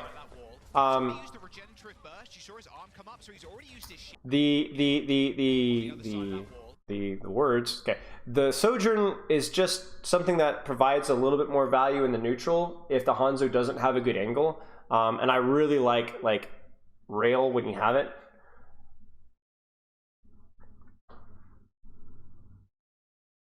I think you could probably make a pretty good argument that Hanzo is just better in the Brawl Mirror. It might be just that Proper wants to play Sojourn. I don't know. I don't feel that Sojourn is better in the Brawl Mirror anymore. Thoughts on Overwatch 2 PvE being canceled? I mean, what do you think? Yeah, I made a tweet with my thoughts on it. You guys can check my Twitter. I don't want to beat on the dead horse there. Yeah, good question. I don't know. Okay, nice little angle from New York there. Callan's gonna die. I think New York forces it a little bit. I don't even know where the wall is. Like, where's the wall? What happened to the wall here? Senior? Where's the wall? Where's my wall? The TP around, by the way, is like bread and butter now to break the spawn hold. It's a good strat. And then you can have your DPS sit and spawn and just counter strike. I don't know where the wall is from Shock. Proper gets caught in no man's land. Kind of gets RKO'd. Nice wall. Lep gets caught with his pants down. If they get another kill, then they might actually be able to just spawn, hold, and wait for their Sojourn to come back. And Sojourn's pretty fast at coming back too, so... I mean, it's really hard to see what was happening there. I couldn't see jack all, but yeah. Why does Callan go Ryan this map instead of Ram? Because he probably thinks he... I mean, I'm not gonna lie with you guys. I think Ryan is probably better in the mirror. It's just that most teams don't have the mechanical capability to play Ryan. I think that the gap is really close, but I think it's more of a just what hero do you want to play. I'm tired of seeing YouTube chat going like, why are they playing Ryan in a Ram? Because Ryan's pretty good in a Ram. It's a skill matchup. Now Finn's gonna get BAP window first, and that's a big deal. First ult always really matters here, because if you can turn one fight into two fights off of one ultimate, that's a big deal. Now, Shockwave's angle here is also pretty Duke. By that I mean poopy. It's not really his fault. It's just a hard setup for him. Like this little narrow angle here doesn't allow for a lot of positions. The wall is okay. It's good. I think Callan also hits a pin on Max too. Yeah, he hits the pin on Max. That forces Lamp out. Callan's able to kite out pretty nicely though. And there's the BAP window. Callan goes in thinking that they're up, but the BAP window says no, and the Ram ult says no. So that's just going to be... Oh, wait, but what? Vendame dies. Oh my days, what? Vendame just straight up dies. My man just dies. He's just dead. That's it. Drop the wall! Oh my gosh, they drop the wall, dude! Drop the wall! No way, man! So they get the lamp with the wall, but my guy needs to drop it. So the Vendame trade there was really quite bad. That should have been a very clean Shock win with using both Ram ult there. And they're actually going to try and hold their space here too. Vendame is back. Oh, and that's just it right there. Good wall. That being said, that is going to be a cooked play. Alright, I want to look at this. Slam. Wall. Ult. He's saying also ults.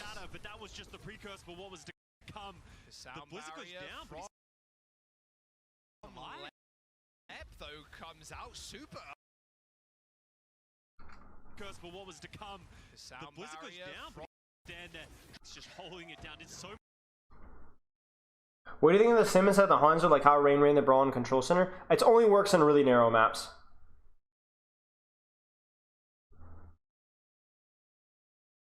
I don't know, Last Rotero, I don't know.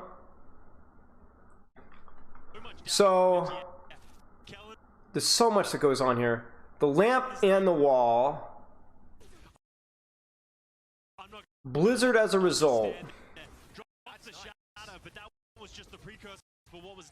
Psycho edges his ice block really, really late, which means Heesing is now caught with his pants down. They beat. Vendame doesn't have his beat in time. Shock. Yeah, that's a micro misplay from Heesing. So Max gets shattered, which kind of puts him in a downward spiral. But again, not a good use of ice block there from Heesing, and then that should be it.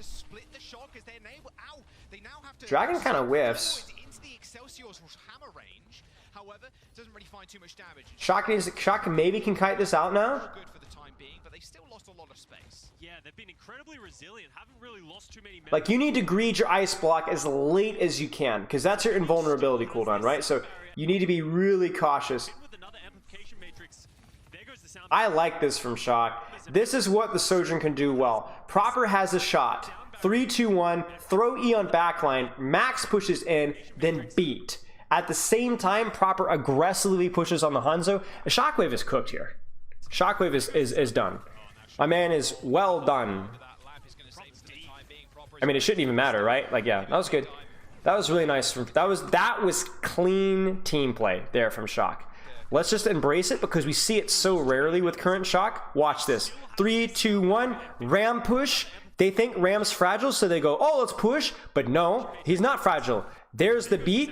The only thing I would like to see is a little bit more help from the loose. Actually, there is Vendame. There it is. All right, let's go. We're cooking. Heesing's on the back line. I mean, it's easy when you have a beat advantage, but you won with a beat advantage and didn't need anything else. So, you know what? I take what victories I can get. Love to see it. That was good. Posture check. Thank you. Hey, Kadobi. How you doing, mate? I was only able to catch a little bit of y'all's. Was it last week you guys did? I enjoyed it, though. It feels a little bit more discoordinated, but still ultimate's coming out. So BAP window trade. Maybe Sojourn ult here. I like the space for Sojourn ult. Like, a lot of the ults that you prioritize depends on like the locale of the map, and this positioning is super friendly for Sojourn ult. Lots of space, right? So let's get a good wall. Let's get a good BAP window. BAP window probably now. Needs to be soon. There's BAP window pop first, and we're too slow in the draw. I don't understand why we're waiting so long for BAP window. Because Proper slides up to contest BAP window. This is this Proper ego, right? And he dies for it, right? It's a fine play, but he didn't get support from it, and the BAP window is very late. Again, the concept, fine. Execution, terrible. Cheers, mate. Well, you get prio. If you have any questions, you let me know. So, again, aggressive push into the BAP window, right? This is Proper ego, right? It's fine, but he needs help. He doesn't get help. That's the problem. Now, I want to know why Kellen dies. I think actually Proper's suicide mission is why Max survives. Because he basically takes all the heat onto himself. So if Shock play that one better with a push, they win that fight without using a single ult. Or at least Proper doesn't die. Okay, certainly see a BAP window here. Oh, Shockwave just gets annihilated. Is that a rail? Was that a rail? Or does he just get whittled down? I think it was a Heesing headshot. I think a Heesing headshot. Watch Heesing's ult charge. 82, 83. Yeah, it's a headshot. May headshot. Spilo, lacks critical information on closest map. We'll get how much pain we'll feel about E-Ments when Kellen misses Shatter. y'all are spoiling. Screw you guys, man. I didn't see this map. I try to review maps I didn't see, and that I think they're going to be interesting to watch. Man. I mean, I'm pretty worried for Excelsior. Y'all suck. Okay, Setup from Shock here is pretty tight. Again, I'm expecting BAP window. You're noticing that like how much Shock is getting in terms of early pressure. Still going to be able to touch. Like the Ramatra is getting a lot of pressure here at early. I think we'll see BAP window traded. I think we're going to see Max is going to get focused down. We'll see BAP window used to keep Max up. Max has his Ramatra ult, so he should be able to survive, as well as he's saying we'll be able to pop his Mei ult, which if nothing else will prevent the follow-up from the enemy Ryan Mei. I think Shock wins this one comfortably. I mean, we already saw that they held on first, so it's not a surprise. There's the shatter. It doesn't hit. The window is really, really good. The Mei ult comes out. Callan tries to pin out. Psycho doesn't get to ice block in time, which is a bit of a mechanical misplay. Maybe he used it. I didn't quite see, but honestly, I mean, Shock kind of falls asleep at the wheel here. New York really did not play this one well. Too many goofy micro errors here. Like Proper, okay, I was mad at Proper's lack of team play by diving the high ground, but the fact that Proper still gets the kill there, and the Ryan dies because of his distraction is like crazy. Like when Proper makes a misplay like that, and they just straight up win the fight anyway. I mean, come on, yeah. That's crazy. I don't think we'll see that again. Only wall, but Okay, let's see. Uh-oh. yeah, you can see still sticking onto this Reinhardt. Callan kind of trolls here. That's a lot of early value that they got there. Even with the Mei wall here, I don't think Shock is too concerned. I don't know why Proper is staring at a Mei wall instead of peeking with Rail. Doesn't hit the shot there. 3, 2, 1, we get Mei wall next. Let's go. Good pressure on Shockwave there. Love to see it. It's a nice E from Proper as well. Mei walls from either side have been fine. There it is. Brilliant. Nice job, Psycho. Yeah, Psycho was on a mean flank. Unfortunate kill on Heesang. I want to see what happens there. I just don't like Heesang's positioning, y'all. Like, look at this guy. This guy doesn't have ice block, and he's still walking forward, freezing Rhine Shield. This is just dumb. Like, I just don't think the level of play from Heesang on Mei has been good at all. This is where you would tuck back in. You have to respect the lack of ice block. Tuck back in, and you'd be launching right clicks now. You shoot your right clicks. Stop freezing a Rhine Shield. This is just dumb. It is a good fire strike, but it's just Heesang's Mei play has not been very impressive. Oh, mama, that is a monstrous kill, because now New York might be able to extend the spawn camp. But that's the thing, is you get sloppy, like, oh, we're good, right? No, he's saying trolls, and then all of a sudden a fight when that was completely free is now lost. We haven't really seen the full power of Shockwave. We saw glimpses of it in That's super bad from Shock. They really fumbled the bag on that one. They go Ram, that's fine. Or they've been Ram, I'm an idiot. I'm like, wait a second, what am I saying? 3, 2, 1. Oh, they sonicked it. that play was dead in the water. First BAP window. We'll probably see it pretty soon. 3, 2, 1. Shield is down. BAP window or shatter maybe? Oh, the shatter. Nice. Huge fire strike.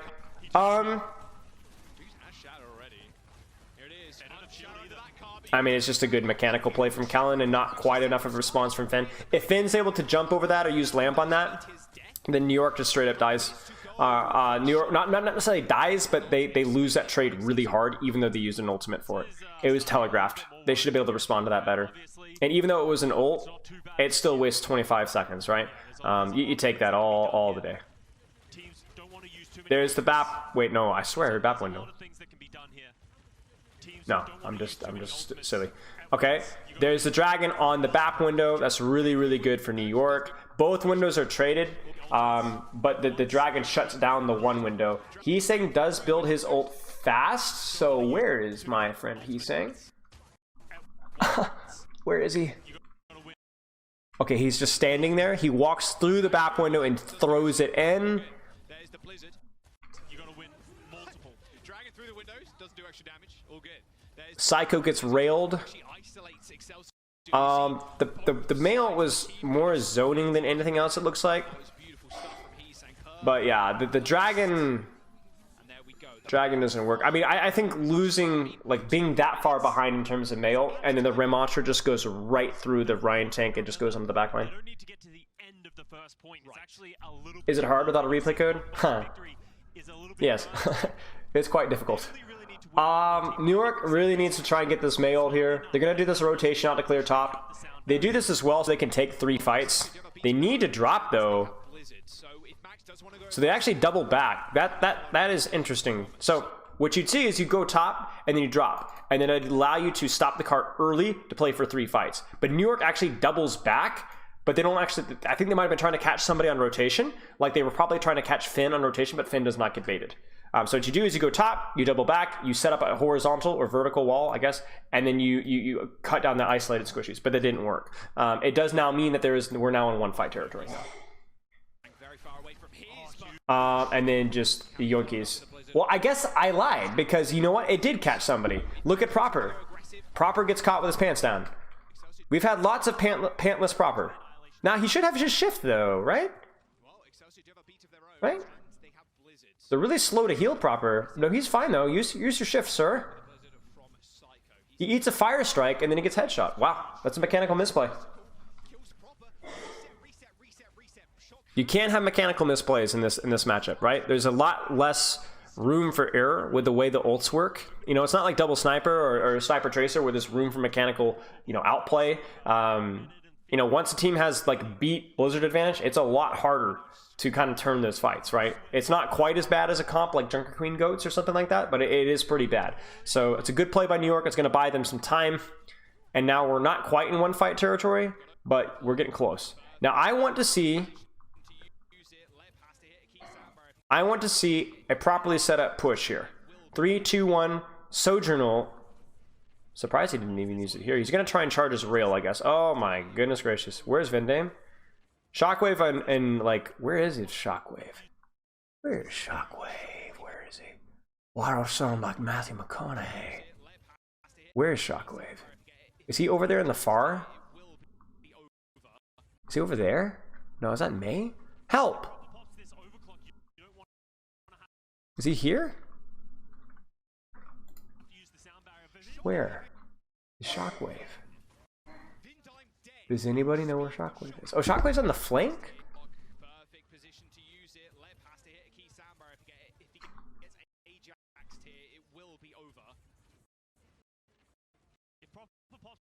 Oh, he's up here.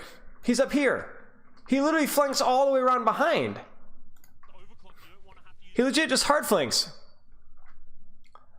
And that's huge. It's kind of crazy that they went for that, though, because they did have May ult and beat. So I think like they're not terrified to take this ult matchup. So, wow, that was a gutsy move. Found him. Where's Waldo? But instead, it's Shockwave and it's the Overwatch League. I mean, that's huge. I mean, your beat's dead. Oh, I'm surprised they even commit Blizzard here. What did Shock use?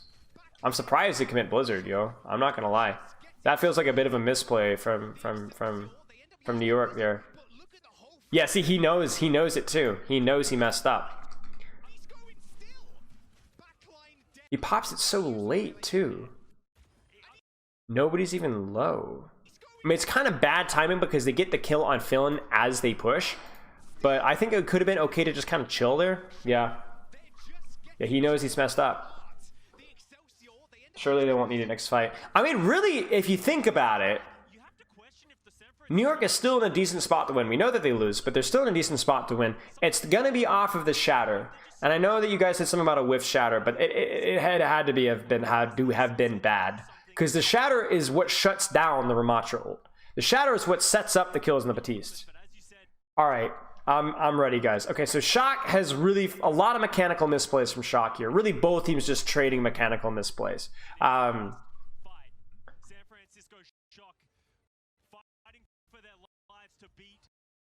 Shock needs to build their window. That at least creates enough chaos where this is winnable. Proper uses his ult first. I like that. That is going to pressure Lep into using his.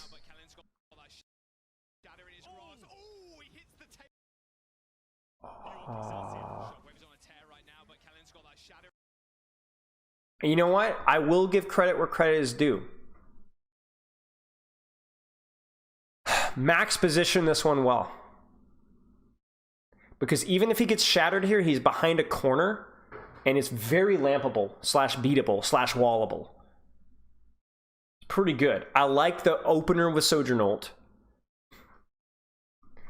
And now what I want to see is Finn pop window as fast as he possibly can. Maybe even beat now. Yeah, there's beat.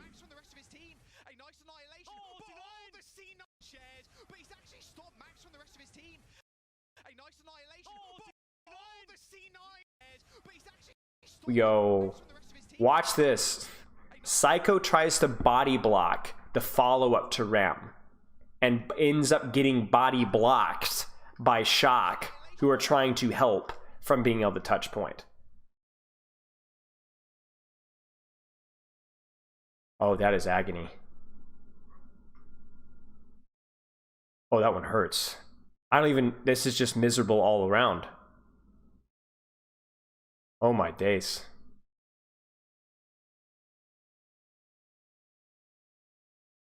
It's not even like a hilarious misplay from everybody. I mean, there's definitely a misplay in the shatter, but like, it just feels bad, man.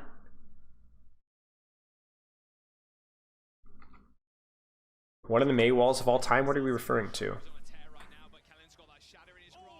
The Mei wall from New York is okay. Cuts off the Ram. Oh, you're talking about the ice block. The wall from Heesing is okay too. Ouch. Ouch. And you lose the match to that. Now, I don't know if this was winnable for Shock, or for Excelsior, honestly. Like, Shock still had an active Ramatra ult. But you never know, you know? I mean, it's a pretty 50-50 fight, I would say here. Like, what is Max's HP looking like? I mean, I think potentially winnable here. Oh, man.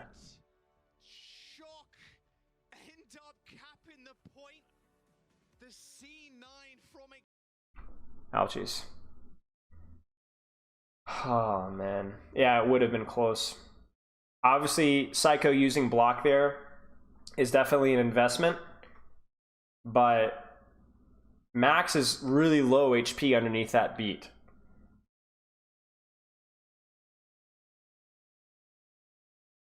I think it would have been a question of, is Max or Psycho going to die first? You know? I think, you know, actually, now that I think about it, I actually think... Oh, man, it's so hard to say. Shock did get the second window, though, right? Creative's window is almost expired. Yeah, maybe Shock still wins this, because they still have window, right? There's the window, right? I don't know. I think Shock have a slight advantage here. Because they're going to be able to heal Max through that damage boosted window, or heal boosted window. I think Shock has a slight advantage. But, nothing that you want to see. Ouch. All right, let's wrap this up. You know, we've done a lot of maps. We've done 5 maps. I really don't have time to do another 3. No, we've done more than 5 maps. We've done 6 maps. Okay. Did he get booped as he ice blocked? I don't know. It's a good question. Last time I want to look at this miserable fight. No, he's inside of his own team. Maybe he does. Actually, yes. Maybe he does. Yes. I actually think Vendame actually does boop him. Look it. He's trying to jump cancel into his ice block, right? Right there. You see it? It's hard to say. It honestly also could have looked like he might have just hit the ice block off of the roof of the little door frame there. Not sure. Okay, here's the takeaway, y'all. Shock don't look very good. Shock don't look very good, to state the obvious here. They look lost in a lot of macro matchups in terms of they're taking space. The team play is super far behind. I'd never want to see a brawl mirror again, at least on a map where the ults actually matter. There's a real lack of team play. There's a real lack of coordination. I have seen enough justification to never want to see Heesing and Hitscan again. I understand that the Sombra swap was probably what they were coordinating and playing around, but it looks so bad that I just can't even justify it in that regards. He's saying Mei is not mechanically good. Finn's made too many mistakes. There's just a lot going wrong right now. It's hard to pinpoint any one individual thing besides the team play and besides the ability to play certain compositions that looks really behind. I will say this, that outside of things like he sang May, he sang Hitscan, which isn't exactly a surprise, there isn't anything on Shock that looks super mechanically out of touch. I mean, you know, Finn is definitely not the best support in the league by a long shot, but I think Shock as a whole is fine mechanically. But the team play thing just isn't there, and the comps that they're playing, the execution and the understanding just isn't there. And, you know, and as other teams have leveled up this season, Shock has not. And whatever that they're dealing with in terms of having a lot of rookies in the team and maybe not even being in a team house yet, it's definitely a factor that we have to consider here.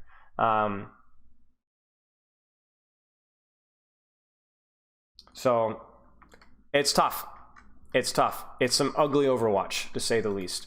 So I'm hoping that they figure things out. I'm sure that they will. Obviously, Krusty and that organization has proven to us time and time again that they can fix issues and that they can sort problems. So I'm sure that they will. But in the meantime, it's tough. It is definitely tough in the meantime. So my concern is that, you know, are they going to be able to kind of keep their confidence, you know, as things are not doing so well, right? Because it's obviously a bit messy. So I just don't, you know, especially as I said with younger players, there is a tendency where things can start really poorly and things can I wouldn't snowball out of control. But, you know, things can get messy, and then it's hard to build that confidence back once you've already started off with that bad foot. Like, I speak from experience there. I think that was definitely the case with London Spitfire, because, I mean, by the time I joined London in 2021, like, some of the players just didn't want to be there. They just didn't. They were done. The season was over as far as they were concerned, and we had still the capability to punch above. There were a lot of games that we should have won. We should have beaten Dallas. We should have beaten Shock. We should have beaten Toronto. Vancouver last game should not have been close. We should have beaten Vegas. I guess at the time Paris, but too many of the team players had chucked out at that point in time. And I would hate to see that happen with Shock as well, just because they're off to a really, really, really ugly start. So again, what the issue is, why there's an issue, we don't know. But we can definitely say that we're not playing at the best level, to say the least. Okay. Give you quick questions before we wrap this up. If you were in the same coaching position on the Shock right now, like you were in London, what do you think you would want the Shock to work on? I mean, you'd have to work on, you know, keep their focus on fundamentals. You know, try to not overcomplicate stuff. Keep it simple. I can't really tell you, because here's what I did with London. When I joined London, I'm not saying my way is the best way, right? I'm still a scrub. But when I joined London, the first thing that I did when I joined London in 2021, which was in a similar situation, was I messaged every single player and I sat down and I talked with them. What are the issues with the team? What's going on? Like, what seriously, what are the issues? What are things that you think are going well? And I got a surprisingly amount of non-Overwatch related issues that I tried to work through over the course of the season. You know, lack of effort. This guy's frustrating. This guy pushes too, and putting effort into fixing those issues and getting everybody on the same page when it came to basic fundamentals of Overwatch, effort levels, mentality, that kind of thing, did pay off. It did pay off. I know the results don't always speak for themselves. Too many of the players had checked out, but for the players that were able to stay on and give effort, it did pay off. We came really close to winning 3 or 4 games on that second half of the season. And I think considering how many players had checked out at that point in time, it was pretty good. And so for Shock, it's got to be, and I'm saying that with humility, because I know that's what Krusty is already doing. Some coach of his caliber is trying to make the best of that situation. Krusty's not perfect. Nobody's perfect.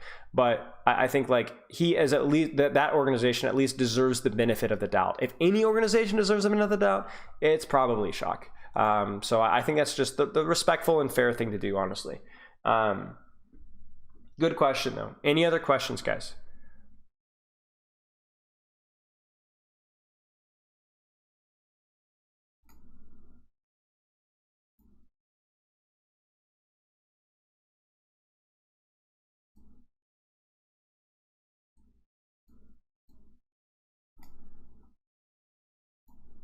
Toronto? I mean, they're probably dealing with the same situation, you know? I think a lot of those guys in Toronto probably haven't dealt as much with adversity, at least as a unit. There was some level of expectation, and they're seriously underperforming those expectations. And I think from their from the responses that we've seen, it's not been great. A lot of anger, frustration, disappointment, and that just doesn't fix those situations, you know? Unless there's like a serious lack of effort, you know, you can't, it happens, right? You guys aren't RKOing the league, you know? Okay, what's going to be, is getting all upset and all up in her head. You know, I don't know if that team has the maturity and the experience to be able to deal with that level of adversity. And I think as a Toronto fan, that is a real concern of mine. You know, that team has been reasonably successful. They're all good mechanical players and they're all smart guys, but are they going to be able to handle that level of adversity? That's a real concern. Thoughts on some teams running Soldier in the Dragon Queen comp? I think it's just for the enhanced mobility, but I'm not a big fan. I saw what London ran. I'm not a big fan. Certainly not making use of the legs. Let's put it that way. It could probably work, but the way that they played it, it would not work. Have you watched APAC? A little bit. I'm trying to watch a little bit more APAC, but not enough to give a firm opinion. What's the comedic TLDR? Shock! That's the comedic TLDR. Do you think Chio is the best Lucy in the world? How do you rate Sherman compared to him?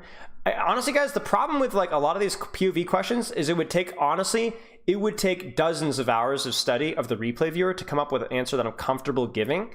And I don't have those dozens of hours, and I don't have the replay viewer. So I'm just trying to be honest with you. I know that's a boring answer, but that's unfortunately the answer that I have to give.